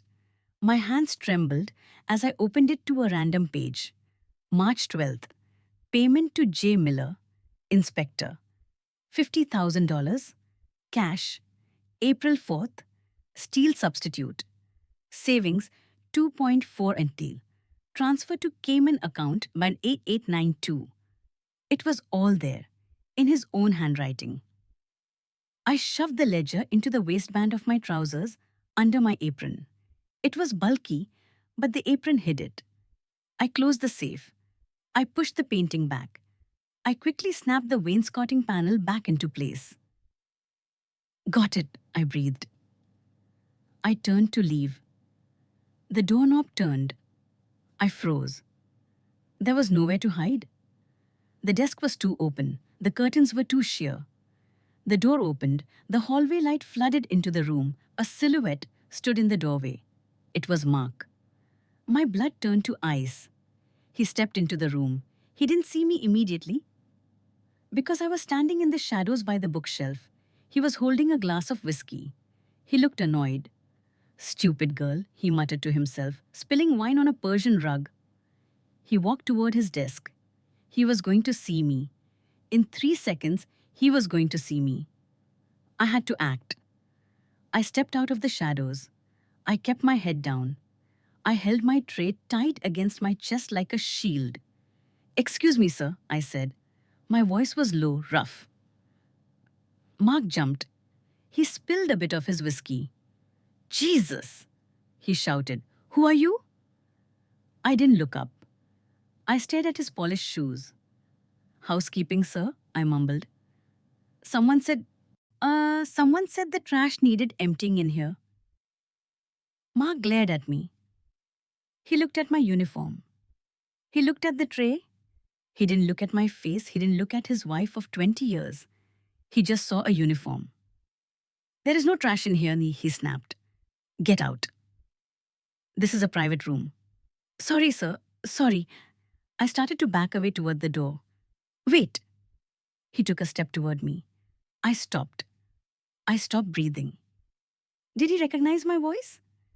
Did he recognize my walk? He squinted at me. The alcohol on his breath was thick.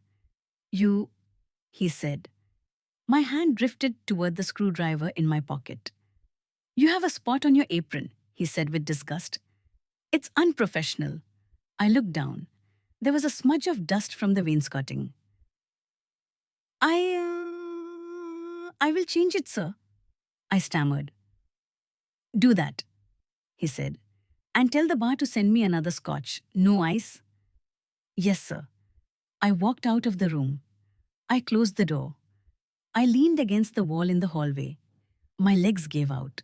I slid down until I was crouching. I gasped for air.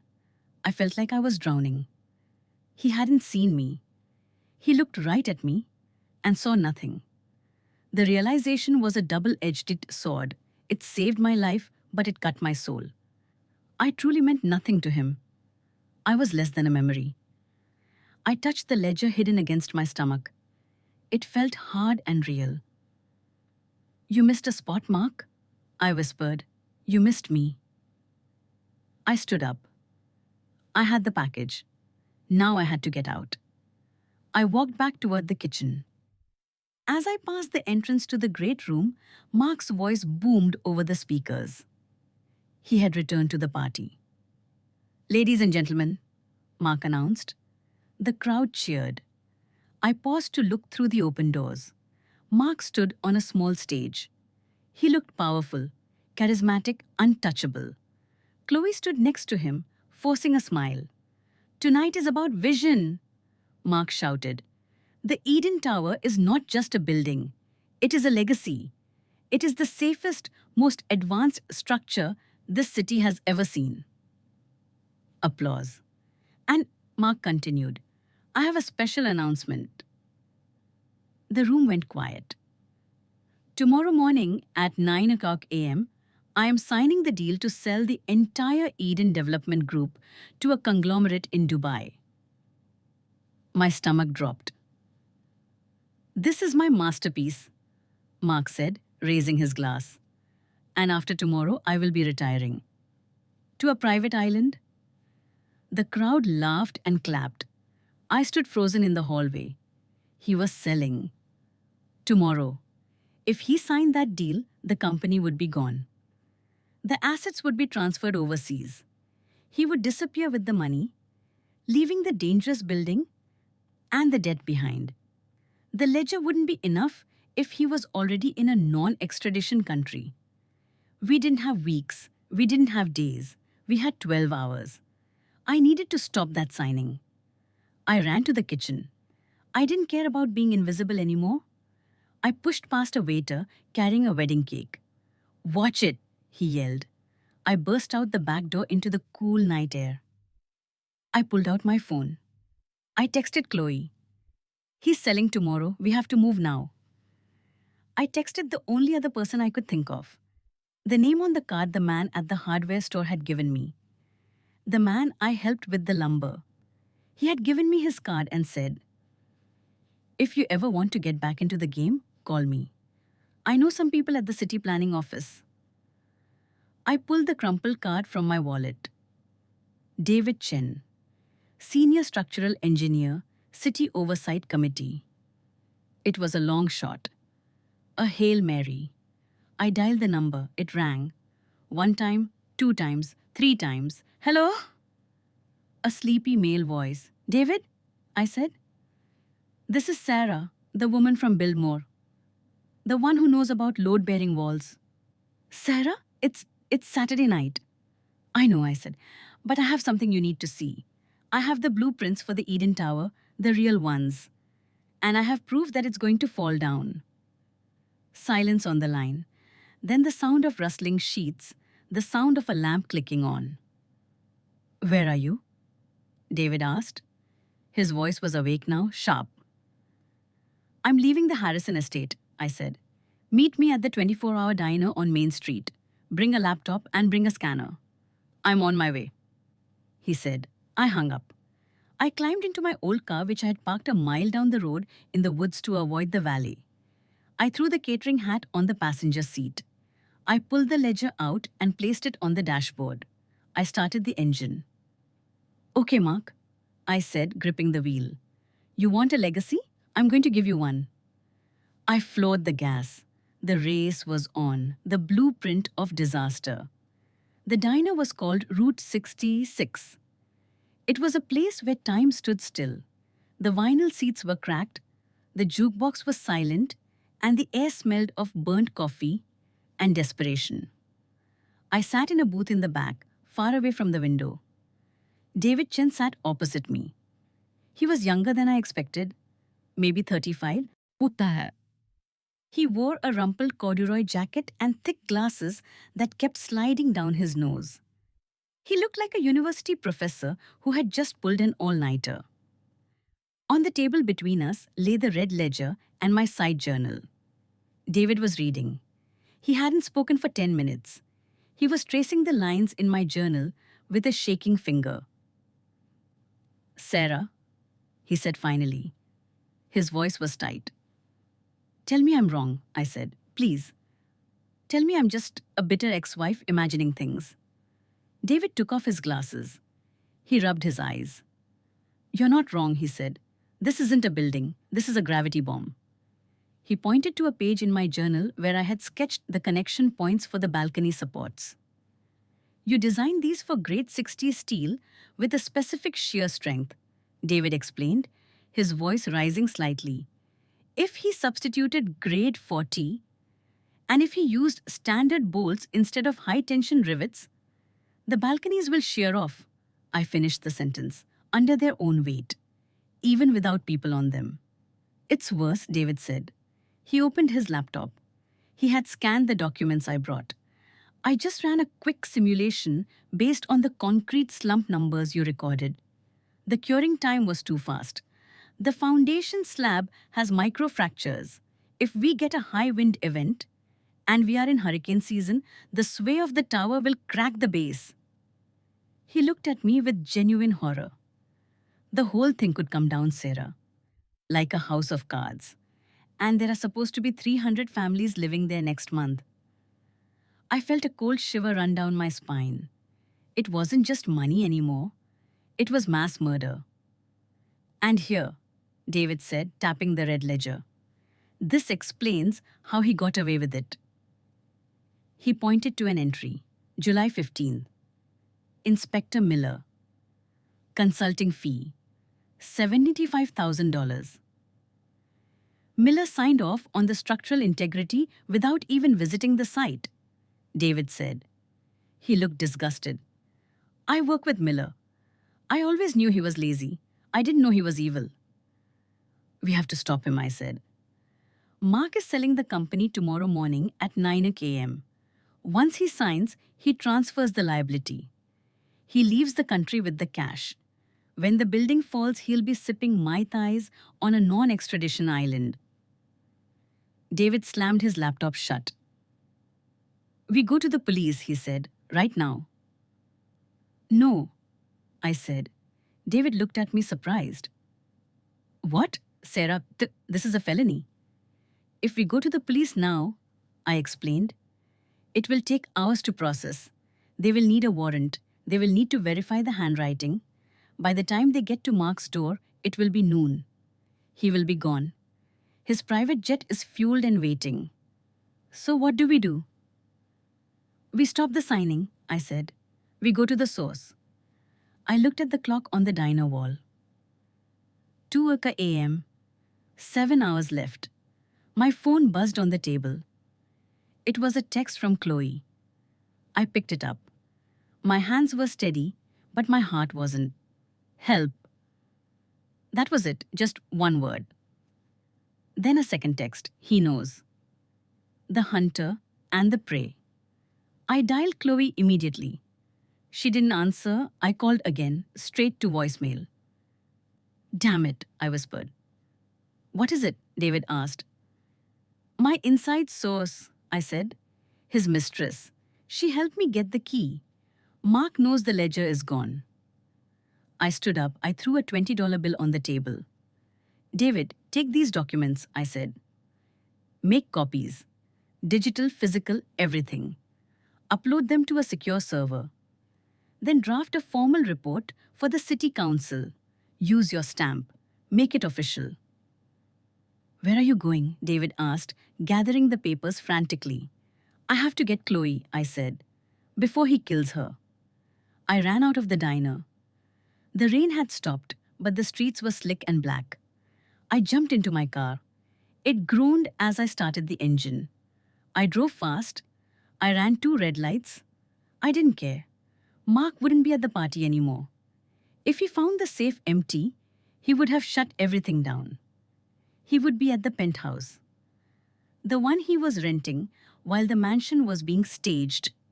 It was where he kept Chloe. It was a 20-minute drive. I made it in 12. The penthouse was in a building downtown. Not one of his. A secure building with a doorman. I parked the car in the alley. I couldn't walk in the front door. The doorman would call up. Mark wouldn't let me in. I looked up. The penthouse was on the 40th floor. I wasn't Spider-Man. I couldn't climb the wall. But I was an architect. I knew how buildings worked. I ran to the service entrance around the back. It was locked. I looked at the keypad. It was a standard Kabar lock. The default code for the fire department access is usually 921 enter or the street number. I tried the street number. 4400. Beep. Red light. I tried the year the building was built. I looked at the cornerstone. 2015. Click. Green light. Architects and builders are creatures of habit. We use significant dates. I slipped inside. I found the freight elevator. I pressed the button for the 40th floor. The elevator was slow. It smelled of garbage and bleach. The numbers ticked up agonizingly slowly. 10, 20, 30. I checked my pocket. I still had the screwdriver. It wasn't much of a weapon against a man who went to the gym 5 days a week and owned a gun. But I had something else. I had rage. The elevator dinged. 40. The doors opened into a service hallway. I walked softly toward the main door of the penthouse. I could hear shouting from inside. Where is it? Mark's voice, it was a roar. I don't know. Chloe was screaming. I swear, Mark, I didn't take it. Don't lie to me. Crash! The sound of glass breaking. You were the only one in the study. You spilled the wine to distract me. I put my ear to the door. It was the catering woman, Chloe cried. The old woman. She was in there. The maid? Mark laughed. A manic, terrifying sound. You think a 60-year-old maid cracked a biometric safe and stole a ledger? You think she even knows what a ledger is? I don't know. You gave it to someone? Mark growled. His voice dropped to a dangerous whisper. Who are you working for? Is it a competitor? Is it the press? No one. I'm going to give you 1 minute, Mark said. Tell me where it is, or you're going over the balcony. And I'll tell the police you were drunk and depressed. My blood ran cold. He would do it. He was desperate. I looked at the door. It was solid mahogany. I couldn't kick it down. I looked at the ceiling. There was a vent, an HVAC maintenance hatch. The penthouse had a central cooling system. The main unit was usually in the hallway, feeding into the apartment. I dragged a hallway table under the hatch. I climbed up. I used the screwdriver to pop the screws. The grate fell open. I pulled myself up. It was a tight squeeze. I was crawling through the ductwork. It was dusty and dark. I crawled toward the sound of the voices. I looked through the vent slat. I was directly over the living room. The scene below was a nightmare. Chloe was on the floor, curled in a ball near the sofa. Her face was bleeding. Mark was pacing. He had his gun in his hand. He looked unhinged. His tie was undone, his hair wild. He was sweating. 30 seconds, Chloe, he shouted. I had to act. I couldn't jump down. It was too high. I would break a leg. I looked around the duct. There was a bundle of wires running along the side. The control cables for the smart home system. Mark loved his tech. Everything in the apartment was voice-controlled or automated. I saw the cable labeled Lighting Master. I took my wire cutters. I waited. 10 seconds, Mark yelled. He pointed the gun at Chloe. I cut the wire. Snap. The penthouse plunged into absolute darkness. What the hell? Mark shouted. Now! I screamed from the vent. My voice echoed through the metal, sounding distorted and ghostly. Run, Chloe!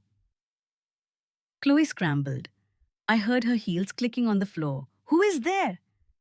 Mark fired the gun blindly. Bang! The muzzle flash lit up the room for a split second. I saw Chloe running toward the front door. I saw Mark spinning around, trying to find a target. I cut another wire. Audio system. A deafening feedback screech blasted through the speakers in the room. Scream!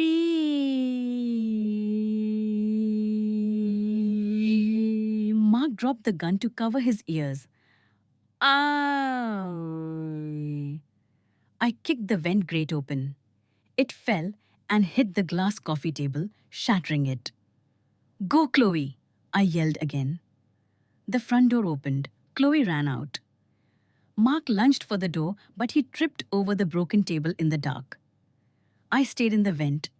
I wasn't going to fight him hand to hand. I just needed to buy time.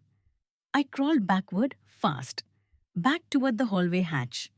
I heard Mark stumbling in the dark, cursing. I will kill you. Whoever you are, I will kill you.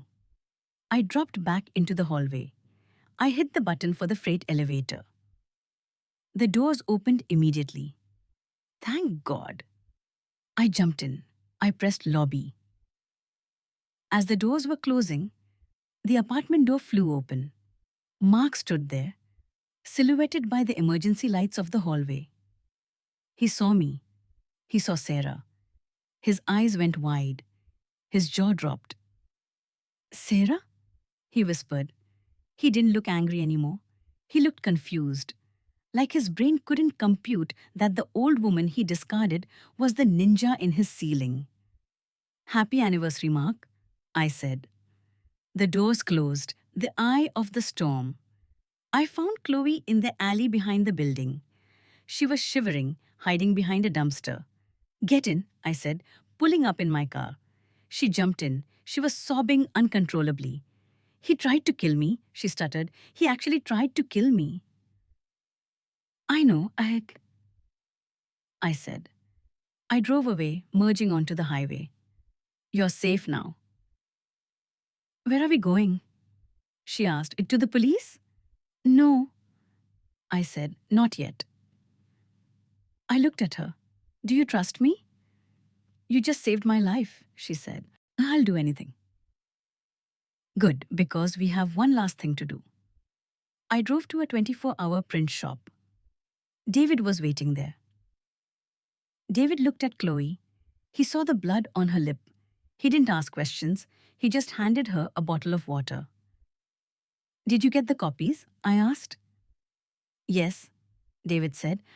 "I made 10 packets, one for the mayor, one for the district attorney, one for the press, and one for you." He handed me a thick folder. It contained the blueprints, the ledger scans, and his engineering report stamped with the city seal. "What time is it?" I asked. 4 o'clock a.m., David said. 5 hours until the signing. "We need to clean up," I said to Chloe. "We look like victims. Tomorrow we need to look like executioners." We went to my motel. It was cramped, but it had a shower. I gave Chloe my only clean shirt. It was oversized on her, but it looked professional. I found a blazer I had bought from a thrift store. I showered. I scrubbed the grease and dust from the ventilation shaft off my skin. I looked in the mirror. I was bruised. I was exhausted. I had dark circles under my eyes that no concealer could hide. But my eyes were clear. For 20 years, I had been the architect's wife. I had been the support beam, hidden behind the drywall. Tomorrow I was going to be the wrecking ball.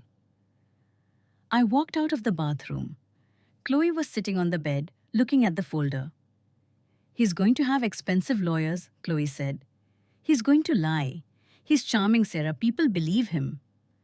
"I know," I said. "That's why we aren't going to argue with him." I sat down next to her. "We are going to destroy his reality." I took out my phone. I composed a message. To Mark Harrison. "See you at the signing. 9 o'clock a.m. Don't be late." I attached a single photo. A photo of the red ledger sitting on top of the city engineer's report. I hit send. "Why did you do that?" Chloe gasped. "Now he knows we're coming. He'll run." "No, he won't," I said. "Mark is a narcissist. If he runs, he admits guilt. He loses the deal. He loses the money. He loses the fame." I looked at the phone screen. He's going to try to bluff his way through it. He thinks he can outsmart 2 women. He thinks he can talk his way out of gravity. I stood up. "Let's get some coffee. It's going to be a long morning." The confrontation begins 8:30 a.m. The sun was shining. It was a beautiful, crisp morning. The kind of day that belonged on a postcard. We stood outside the Harrison Development headquarters. It was a glass tower downtown. The press was there. Mark had invited them. He wanted the signing to be a media event. He wanted the world to see his triumph. "Are you ready?" I asked Chloe. She took a deep breath. She put on a pair of sunglasses to hide her bruised eye. "I'm ready," she said. David Chen stood with us. He was wearing his best suit. He clutched his briefcase like a shield. "I called the police," David said. "They are on their way, but they said it will take 20 minutes to get through traffic." 20 minutes is all we need," I said. We walked toward the glass doors. Security guards stepped forward to stop us. "Name?" the guard asked. "Sarah Harrison," I said. "Co-founder." The guard hesitated. He looked at his list. My name wasn't there. "I'm sorry, ma'am, you're not on the list." "She's with me," Chloe said, stepping forward. She lowered her sunglasses. The guard recognized her. Everyone recognized Chloe. She was the face of the brand. "Miss Chloe?" the guard stammered. "Mr. Harrison is waiting for you upstairs. He said you were unwell." "I'm feeling much better," Chloe said coldly. "Let us in." The guard stepped aside. We walked into the lobby. Our heels clicked on the marble floor. Click, clack, click, clack. It was the sound of a countdown. We got into the elevator. "Top floor," I said. The elevator rose. I closed my eyes for a second. I thought about the rosemary bush in my old garden. I thought about the roast chicken dinners. I thought about the years I spent making myself smaller so Mark could feel big. I opened my eyes. The elevator dinged. The doors opened. We stepped into the boardroom. It was full. The investors from Dubai were there. The lawyers were there. The cameras were there. And at the head of the table, holding a gold pen, ready to sign the papers that would wash his hands of the blood he was about to spill, sat Mark. He looked up. His face went white. I walked straight to the table. I didn't stop until I was standing right in front of him. The room went silent. "Hello, Mark," I said. "I believe you have something of mine." Mark stood up. He forced a smile, but it looked like a grimace. "Sarah," he said, his voice straining to be casual. "This is a private meeting. We are in the middle of a business transaction." "Actually, Bessie," I said, placing the red ledger on the table with a heavy thud. You are in the middle of a crime scene." The cameras flashed. The end game had begun. The house of cards, the boardroom was silent. It was a thick, heavy silence. The kind of silence that happens right before a thunderstorm breaks. Mark stared at the red ledger on the table. His face was a mask of frozen shock. A vein throbbed in his temple. "Security!" he barked, finding his voice. He pointed a shaking finger at me. "Get this woman out of here. She's trespassing. She's mentally unstable." Two large guards took a step forward. "I wouldn't do that," I said calmly. I turned to the investors. The men from Dubai sat in their expensive suits, looking confused and concerned. "Gentlemen," I said, "my name is Sarah Harrison. I was the lead architect on the original concept for the Eden Tower." "She is a liar," Mark shouted. He slammed his fist on the table. "She is my ex-wife. She is bitter because I left her. This is a domestic dispute, nothing more." He looked at the investors with a desperate, charming smile. "I apologize for this scene. She has been stalking me. Please ignore her. Let's sign the papers." He picked up his gold pen. He tried to sign. His hand was shaking so badly, the pen scratched the paper. "Mr. Al Hassan," I said to the lead investor, "if you sign that document, you are not buying a building. You are buying a criminal investigation." Mr. Al Hassan paused. He looked at Mark. Then he looked at me. "What do you mean?" he asked. His voice was deep and serious. "The Eden Tower is structurally unsound," I said. "It is built with substandard steel. It has a foundation that is already cracking. And the fire safety rating is a fraud." "Lies!" Mark screamed. "It passed every inspection. We have the certificates." "Certificates bought with bribes," I said. I nodded to David Chin. David stepped forward. He looked nervous, but he held his ground. He placed the heavy stack of papers on the table. "I am David Chin, Senior Structural Engineer for the City Oversight Committee," he announced. "This is a formal report.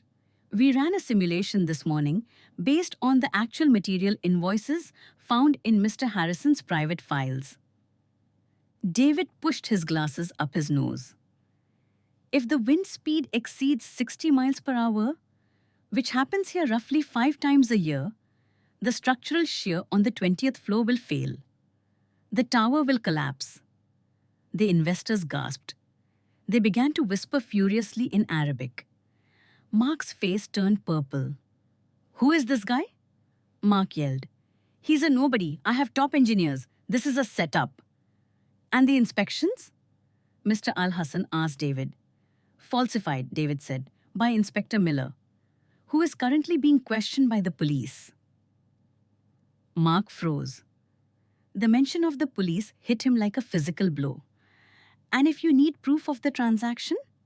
I said, pointing to the red ledger. "It is all in there. Page 42. Payment to Miller for silence. Written in Mark's own hand." Mark lunged for the book. "Give me that!" he roared. But Chloe was faster. She snatched the book off the table. Mark turned on her. His eyes were wild. He looked like a cornered animal. You! He hissed. You ungrateful little... Stop, Mark, Chloe said. Her voice shook, but she didn't back down. She took off her sunglasses, revealing the bruise around her eye. The room went deadly quiet. The camera zoomed in on her face. He did this to me, Chloe said to the room. Last night, because I wouldn't help him hide the evidence. She looked at the investors. He told me the building just had to hold for a year until he could sell it to you. He called you fools with too much oil money. Mr. Al-Hassan stood up slowly. His face was stone cold. He looked at Mark with absolute contempt. We do not do business with men who beat women, he said. And we certainly do not buy buildings that fall down. He signaled to his team. We are leaving. Wait, Mark pleaded. He ran around the table.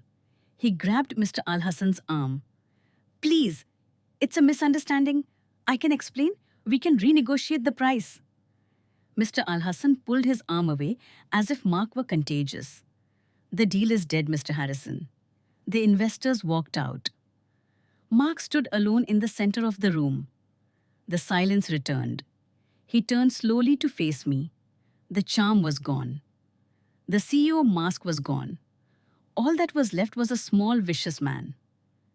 You ruined everything, he whispered. My life, my legacy. You ruined your own legacy, Mark, I said. I just turned on the lights. I will destroy you, he snarled. He took a step toward me. He looked ready to kill. I have lawyers. I have money. I will make sure you never work again. I will bury you. I don't think so. A deep voice said from the doorway. We all turned. 4 police officers stood there. Behind them was a detective. Mark Harrison? The detective asked. Mark blinked. He looked around the room, looking for an exit. There was none. The glass walls of the boardroom offered no hiding place. I am Mark Harrison. You are under arrest for fraud, bribery, embezzlement, and assault, the detective said. He walked over and pulled out a pair of handcuffs. Mark backed away. No, you can't do this. Do you know who I am? I am a pillar of this community. Turn around, please. Call my lawyer, Mark screamed. Robert, where is Robert? Robert, his lawyer, was standing in the corner. He quietly closed his briefcase and shook his head. He knew a lost cause when he saw one. The detective grabbed Mark's wrist. He spun him around. Click, click. The sound of the handcuffs locking was the most satisfying sound I had ever heard. Better than applause. Better than music. Mark struggled. He was crying now. Ugly, angry tears. Sarah, he yelled as they dragged him toward the elevator. Sarah, tell them I'm a good man. I gave you everything. I made you. I watched him. I didn't feel joy. I didn't feel sadness. I felt light. The weight I had been carrying for 20 years, the weight of his ego, his demands, his lies, was gone. You didn't make me, Mark, I said softly, though he was already being pushed into the elevator. You just stood in my light. The doors closed. Mark was gone. The aftermath. The room emptied out. The press chased the police to get the shot of the CEO in cuffs. The lawyers scurried away like cockroaches when the light turns on. Only 3 people remained in the boardroom. Me, Chloe, David. We stood there for a long moment. The adrenaline was fading, leaving us shaking. Chloe sat down in one of the expensive leather chairs. She put her head in her hands and started to cry. But this time it wasn't fear. It was relief. It's over, she sobbed. He's really gone. I walked over and put a hand on her shoulder. It's over, I said. David was packing up his files. He looked at me with a wide grin. You realize what you just did? He asked. You just saved hundreds of lives, and you took down the biggest developer in the city. We did it, I corrected him. Structure relies on multiple supports. I walked to the window. I looked out at the city skyline. I could see the Eden Tower in the distance. The cranes were still. The workers were probably already being sent home. It stood there, tall and unfinished, a monument to greed. What happens to the building now? Chloe asked, wiping her eyes. The city will condemn it, David said. It will be tied up in litigation for years. Eventually, they will probably tear it down. All that work, I whispered. All those drawings. Wasted. I felt a pang of sorrow. Not for Mark, but for the building. An architect never wants to see a building die. It wasn't wasted, David said. The design was beautiful, Sarah. It was the execution that was flawed. He walked over to me. You know, he said, the city is looking for an interim consultant to manage the cleanup of this mess. Someone who knows the plans. Someone who understands the structural failures. I looked at him. Me? I asked. I'm a cashier at a hardware store. Not anymore, David smiled. I already spoke to the commissioner on the phone while the police were coming up. They want to hire you as an independent auditor. I looked at my hands. The calluses were still there. I don't have a license anymore, I said. I let it expire. We can fix that, David said. But first, you need to get out of that catering uniform. I looked down at my oversized shirt and black trousers. I laughed. A real, genuine laugh. You're right, I said. I need a new suit. The coffee shop, an hour later, we sat in a quiet cafe. Chloe was holding a cup of tea with both hands. She looked younger without the makeup, vulnerable but clean. What will you do? I asked her. I don't know, she said. I have no money. The apartment is sealed by the police. My car is seized. She looked at me fearfully. I might have to go back to my parents in Ohio. They will say, I told you so. Do you want to go back? I asked. No, she said. I want to study. I dropped out of college when Mark found me. I was studying graphic design. I reached into my bag. I pulled out the red ledger. The police took the evidence, I said. But before they did, I took a picture of one page. I showed her my phone. It was a bank account number. This is an account Mark opened in your name, I said. Remember, he used you to hide assets. Chloe went pale. Is that bad? Usually, yes, I said. But I checked the transaction history. He deposited $50,000 in there last week as a consulting fee for your design services on the shell companies. That's dirty money, Chloe said. Technically, I said. It's payment for services rendered. You were the president of the company, remember? I smiled. The government will seize the millions in the offshore accounts. But this small account? In a domestic bank? In your name?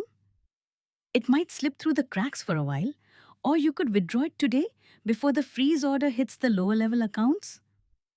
Chloe's eyes widened. Take it, I said. Consider it severance pay. Pay for your tuition. Finish your degree. Build something real. Chloe looked at the phone. Then she looked at me. Tears welled up in her eyes again. Thank you, she whispered. Sarah, I don't deserve this. None of us deserved what happened, I said, but we decide what happens next. I stood up. Where are you going? David asked. I have one more stop, I said. Where? Home, I said. I have a garden to reclaim. The dust settles. The weeks following the arrest were a blur. They were a montage of flashing cameras, sterile lawyers' offices, and the droning voice of news anchors. Real estate tycoon denied bail. The Eden Tower scandal, how one woman exposed a billion-dollar fraud. I didn't watch the news. I lived it. I spent my days in depositions. I sat across from federal agents who asked me about bank accounts I never knew existed. I sat across from forensic accountants who looked at Mark's finances with a mixture of horror and professional admiration for his creativity in hiding money. Mark was in a federal detention center. I hadn't seen him since the boardroom. I was living in the guest room of my cousin's house. The motel was too depressing, and I couldn't go back to the mansion yet. It was a crime scene. One rainy Tuesday, my lawyer, a sharp woman named Eleanor, called me into her office. "It's done," she said. She slid a thick document across the mahogany desk. "The divorce?" I asked. "The divorce is final," he didn't contest it. "His lawyers are too busy trying to keep him out of prison for the rest of his life to worry about a marital settlement." I looked at the paper. Decree of dissolution. It was just a piece of paper, but it felt heavier than a bag of concrete. "What about the assets?" I asked. "Most of the liquid cash is seized by the government to pay back the investors," Elena explained. "The cars are gone. The boat is gone." She paused. She took off her glasses. "But the house is a different story." My heart skipped a beat. "The house was held in a separate trust," Elena said. "A trust established 20 years ago before the fraud began. The government has agreed to release it to you as part of the settlement, since you are the primary victim of his financial abuse." I stared at her. "I get the house?" "You get the house, Sarah. It's mortgage-free, but what?" "It's stripped," she said gently. "The feds took the art. They took the furniture Mark bought with the stolen funds. They took the electronics. It's just a shell." I leaned back in my chair. A shell. It was fitting. Mark had turned our marriage into a shell. Shiny on the outside, empty on the inside. Now the house matched the memory. "I'll take it," I said. The return. The day I moved back in, the sky was a brilliant hard blue. I drove my old sedan up the driveway. The Eden branding banners that Mark had hung from the gates were gone, torn down by the wind or the angry creditors. I parked in front of the massive double doors. I unlocked the door. My key still worked. I stepped inside. The silence was absolute. Elena was right. The house was empty. The grand foyer, where I had greeted hundreds of guests over the years, was bare. The Persian rug was gone. The console table was gone. The mirror where Mark used to check his reflection was gone. There were outline marks on the walls where the paintings had hung. Ghostly rectangles of cleaner paint. I walked through the living room. The grand piano was gone. The sofas were gone.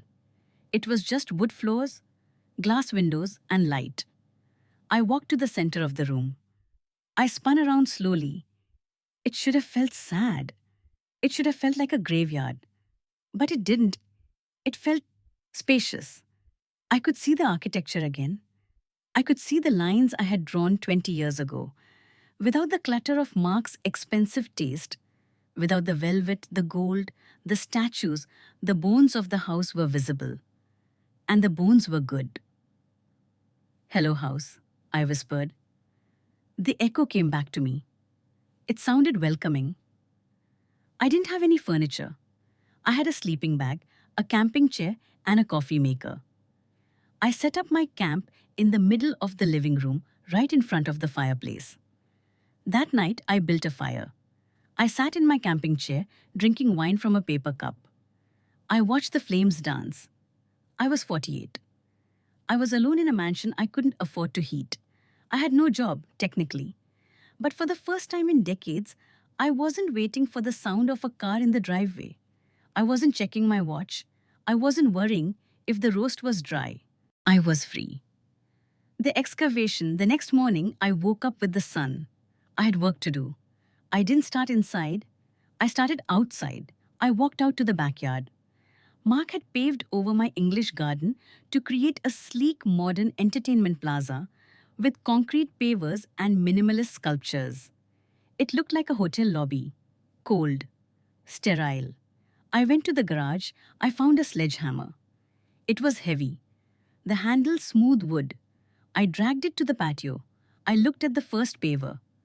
It was grey slate, expensive, soulless. I raised the hammer. Crack! The sound was violent and satisfying. I hit it again and again. Crack, crack, crumble. The stone shattered. Underneath, the soil was dark and compressed. It had been suffocating under the stone for years. I worked for hours. My muscles burned. My hands blistered. Sweat poured down my face. I wasn't just breaking stone. I was breaking the memory of him. I was breaking the silence. I was breaking the fear. By noon, I had cleared a 4-foot patch of earth. I knelt down. I dug my hands into the soil. It was cool and damp. It smelled of life. I found a root, a thick, gnarled root of a rose bush that had been cut down but refused to die. You're still here, I whispered. I started to cry. Not the polite, silent tears of a neglected wife. These were deep, heaving sobs that shook my whole body. I cried for the years I lost. I cried for the children I raised who didn't call me. I cried for the woman I used to be. I cried until I was empty. And then I stopped. I wiped my face with my dirty hands. I looked at the patch of soil. Okay, I said. We start here. The visitor. A week later, I was in the kitchen eating a sandwich on the counter because I still didn't have a table. The doorbell rang. I froze. Visitors usually meant process servers or reporters. I walked to the door. I looked through the peephole. It was David Chin. I opened the door.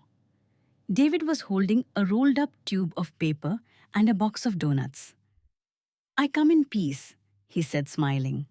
Come in, I said. Excuse the minimalism. David walked in. He looked around the empty great room. Wow, he said. It really highlights the fenestration. That's what I said, I laughed. It's not empty. It's open concept. We sat on the floor by the fireplace. We ate the donuts. So, David said, wiping sugar from his lip, how is retirement? Exhausting, I said. I've been jackhammering up the patio for 3 days. Good, he said. You need to keep those muscles warm. He unrolled the tube of paper on the floor. It was a set of blueprints, but not for a skyscraper. It was a drawing of a community center, a small single-story building with a curved roof and a central courtyard. What is this? I asked. The city has a grant, David said, to rebuild the old youth center in the East District, the one that burned down last year. I looked at the drawings. They were okay, but they were boring, boxy, uninspired. The budget is tight, David said, and the timeline is tighter. No big firm wants it. There's no profit in it. He looked at me. I told the committee I knew an architect who specializes in structural resilience, someone who knows how to build things that last. I touched the paper. I don't have a license, David. I told you. I pulled your file, he said. You didn't lose your license. You just went inactive. All you need is 20 hours of continuing education credits and a renewal fee to reinstate it. He reached into his pocket and pulled out a check. The committee approved a consulting retainer. It covers the fee. I stared at the check. It wasn't a fortune. It was standard scale. But it was made out to Sarah Harrison, architect. Why? I asked. Because you saw the cracks when no one else did, David said. And because this building needs a soul. You're good at finding souls, Sarah. I picked up a red pen from my pocket. I looked at the blueprint. The entrance is wrong, I said. It's facing north. It will be cold in the winter. If we rotate the axis 15 degrees, we catch the morning sun in the library. David grinned. Show me. I started to draw. The lines came easily. My hand remembered the movement. The logic of space, The flow of light, the weight of materials. I wasn't just drawing a building, I was drawing myself back into existence. The latter 3 months passed. The house was changing. I had bought a second-hand drafting table and set it up in the living room, facing the window where the light was best. The patio was gone. In its place, I had planted a chaotic, beautiful garden of wildflowers. The Eden Tower scandal had faded from the headlines, replaced by the next big political drama. One afternoon, the mail arrived. Among the bills and flyers, there was a plain white envelope. The return address was Federal Correctional Institution, Danbury. My stomach tightened. I took the envelope to the drafting table. I used my X-Acto knife to slice it open. A single sheet of yellow legal paper. Mark's handwriting.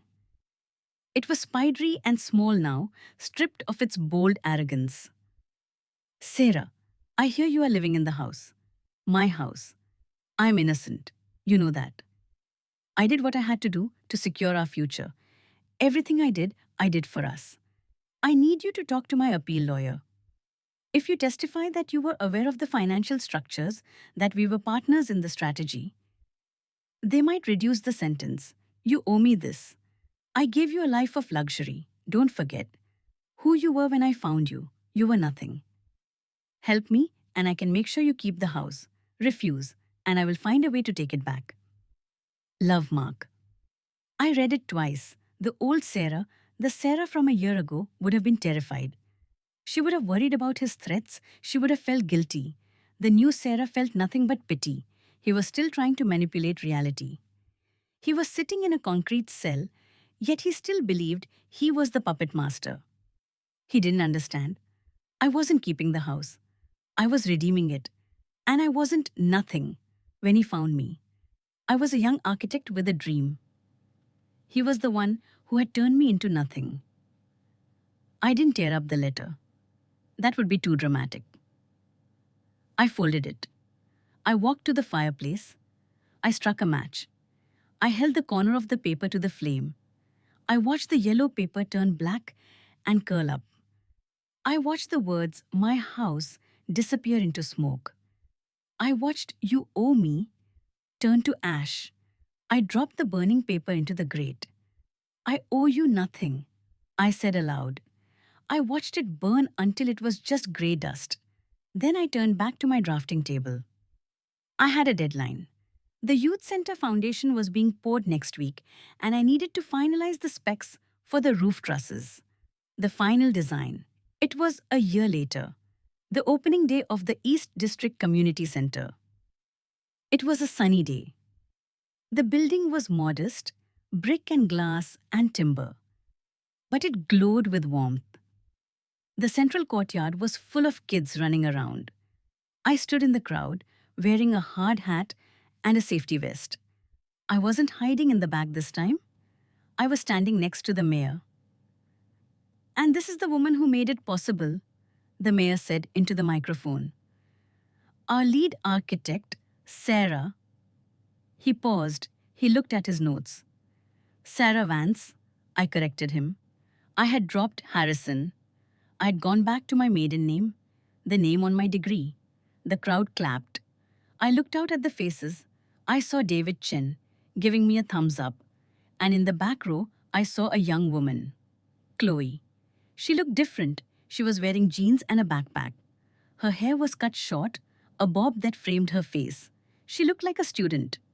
She saw me. She smiled, a genuine bright smile. She waved a small wave, then turned and walked away. She was moving on. I looked at the building I had designed. It wasn't a tower that scraped the sky. It wasn't a monument to ego. It was low to the ground. It was strong. It was built to hold people up, not look down on them. I took a deep breath. The air smelled of sawdust and fresh paint, the smell of a new beginning. I adjusted my hard hat. Okay, I said to David. What's the next project? The architecture of time, 5 years. In the life of a building, 5 years is nothing. It is just the settling period. The concrete is still curing, reaching its maximum hardness. The wood is still acclimating to the humidity. The foundation is finding its final resting place in the earth. In the life of a human, 5 years is an eternity. I stood at the podium of the university lecture hall. The room was tiered, filled with 200 students. They looked young, eager, and terrified. They had laptops open, ready to transcribe my wisdom. Behind me, projected on the giant screen, was a photo of the Eden Tower, or rather, what was left of it. It was a photo of the demolition, a controlled implosion that had happened 3 years ago. The once proud skeleton of steel and ego collapsing into a cloud of grey dust. This, I said to the class, is what happens when you build for the skyline instead of the shoreline. The students were silent. My name is Sarah Vance, I said, and I'm here to teach you about structural ethics. I walked out from behind the podium. I didn't like barriers anymore. In this class, we will not talk about aesthetics. We will not talk about the golden ratio. We will talk about the truth. I paced the stage. A building is a lie, I said. It is a lie we tell to gravity. Gravity wants everything to be flat. We want it to be tall. The job of the architect is to make that lie sustainable. I paused. I looked at a young man in the front row. But if you lie to the materials, I said softly, if you lie about the steel or the soil or the cost, gravity will always find out. Gravity is the ultimate judge. It has no lawyers. It has no bribes. It just pulls. I let the words hang in the air. This was my life now. I ran a small firm, Vance and Chen, with David. We specialized in forensic architecture. We investigated collapses. We fixed broken buildings. And twice a week, I taught here. I taught them how to build things that wouldn't break their hearts. The auction. After class, I walked to my car. It was a new car, a practical hybrid SUV. Reliable, quiet. My phone rang. Sarah, David's voice came through the Bluetooth speakers. It's happening today. I know, I said. I'm on my way. Are you sure about this? David asked. It's a lot of money. It's a lot of baggage. I'm sure, I said. I drove downtown. I drove to the county courthouse, the same place where I had watched Mark get arrested 5 years ago. Today, I was here for a property auction. The city had finally finished the legal proceedings on the Eden Tower site. The land, that cursed muddy riverfront plot, was being sold to pay off the final creditors. I walked into the auction room. It smelled of floor wax and stale coffee. There were developers there, sharks in suits. I recognized a few of them, men who had been at Mark's parties, men who had ignored me when I was just a wife. They looked at me as I entered. They nodded respectfully. Miss Vance, one of them said. I nodded back. Mr. Henderson? I took a seat in the back. The auctioneer began. Item number 402, the parcel formerly known as the Eden Project, 3 acres, riverfront access, zoned for high-density residential. The bidding started low. No one really wanted it. It was a stigma site. It was the site of the great scandal. The soil was probably poisoned with bad karma. 2 million, Henderson bid. 2.2? Another developer countered. I sat still. I waited. 3 million, Henderson said. He looked bored. He probably wanted to build a parking lot. Going once, the auctioneer said. Going twice? I raised my paddle. Number 104. 4 million? I said. Heads turned. Henderson looked at me surprised. 4.5, Henderson said. 5 million, I said instantly. Henderson frowned. He did the math. He knew my firm was doing well, but 5 million was a stretch for a boutique agency. 5.5, he challenged. I stood up. 6 million, I said. The room went quiet. 6 million was the entire profit of the last 5 years. It was my retirement fund. It was the money from the sale of the mansion, which I had finally sold to a nice family who filled it with loud children and dogs. Henderson shook his head. Too rich for me. It's just dirt, Sarah. It's not just dirt, I whispered. Sold. The auctioneer banged his gavel. To bidder once or four. I let out a breath. I owned it. I owned the land where Mark had tried to erase me. I owned the mud where I had crawled through a drainage pipe. I owned the grave of his ego, the vision. I drove to the site immediately. The chain link fence was still there, rusting now. The stop work orders were fading on the gate. I unlocked the padlock with the key the city clerk had just given me. I walked onto the lot. It was overgrown. Weeds were waist high. Nature was reclaiming the scar. I walked to the center, where the foundation pit still gaped like an open wound filled with stagnant rainwater. I stood there for a long time. The wind blew off the river, cold and sharp. I took a sketchbook out of my bag. I didn't draw a tower. I drew a garden. I drew a low-rise complex. Affordable housing for single mothers. A safe haven. I drew a playground where the lobby used to be. I drew a community kitchen where the VIP lounge was planned. I named it in my head. Not the Sarah Tower, not Revenge Plaza. I wrote the name at the top of the page. The foundation. Sarah? I turned around. A woman was standing by the gate.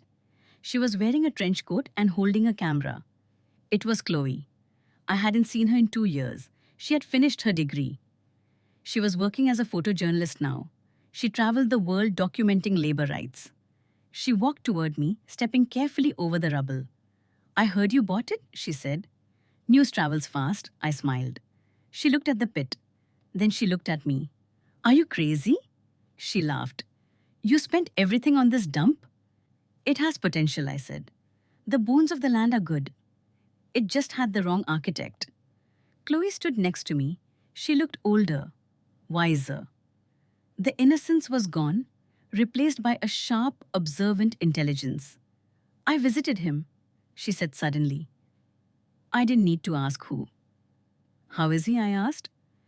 He's small, Chloe said. He's working in the prison library. He catalogs books.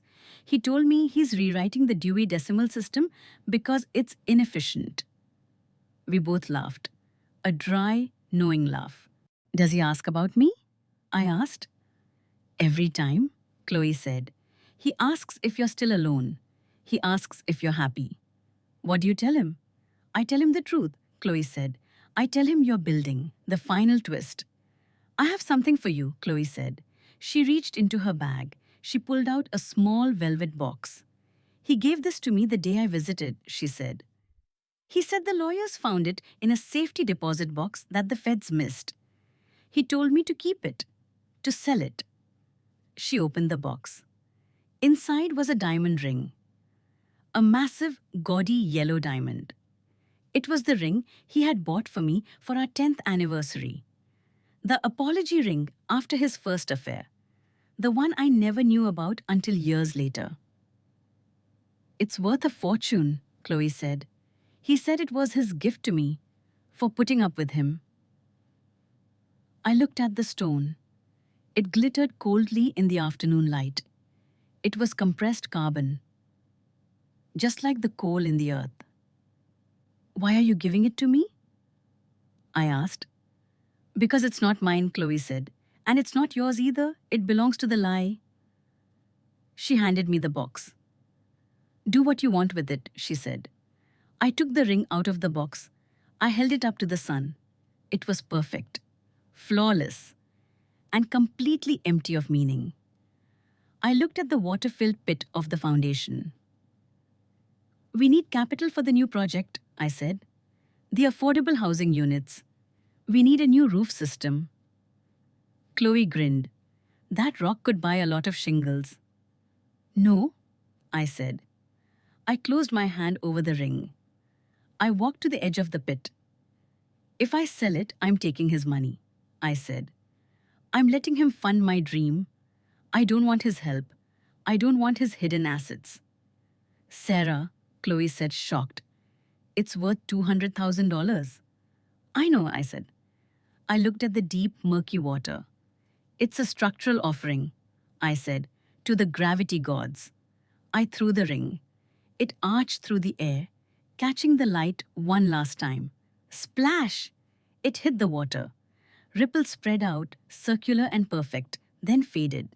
The diamond sank into the mud, down into the deep earth, back to where it came from. Chloe stared at the water. Then she looked at me. Her mouth was open. Then she smiled. A smile of pure admiration. You really are the architect? She said. I am, I said, and I only build on clean ground. The legacy 6 months later. The groundbreaking ceremony for the foundation. There were no champagne flutes, there were no politicians. Just me, David, Chloe, and a group of women from the local shelter who would be the first residents. I held a shovel. The sun was setting, casting long, golden shadows across the site. I dug the shovel into the earth. I turned the first soil. I felt a vibration in my pocket. My phone. I ignored it. It vibrated again and again. I handed the shovel to David. I checked the screen. It was a notification from the prison system. Inmate status update. I swiped it open. Inmate update 99201. Mark Harrison. Deceased. Cardiac arrest. 4:02 p.m. I stared at the screen. 4:02 p.m. 10 minutes ago. He was gone. The man who had defined my life for 20 years. The man who had been my husband, my employer, my tormentor, and my catalyst. I looked up at the sky. It was vast and indifferent. I didn't feel a massive wave of grief. I felt a quiet closing of a door. A final invoice paid in full. He had died in a cage. I was standing on the earth building a home. Sarah? David asked. Is everything okay? I put the phone back in my pocket. Yes, I said. Everything is fine. I looked at the women standing around me. They were clapping. They were smiling. They had survived abuse, poverty, and loss. They were survivors. They were my structure.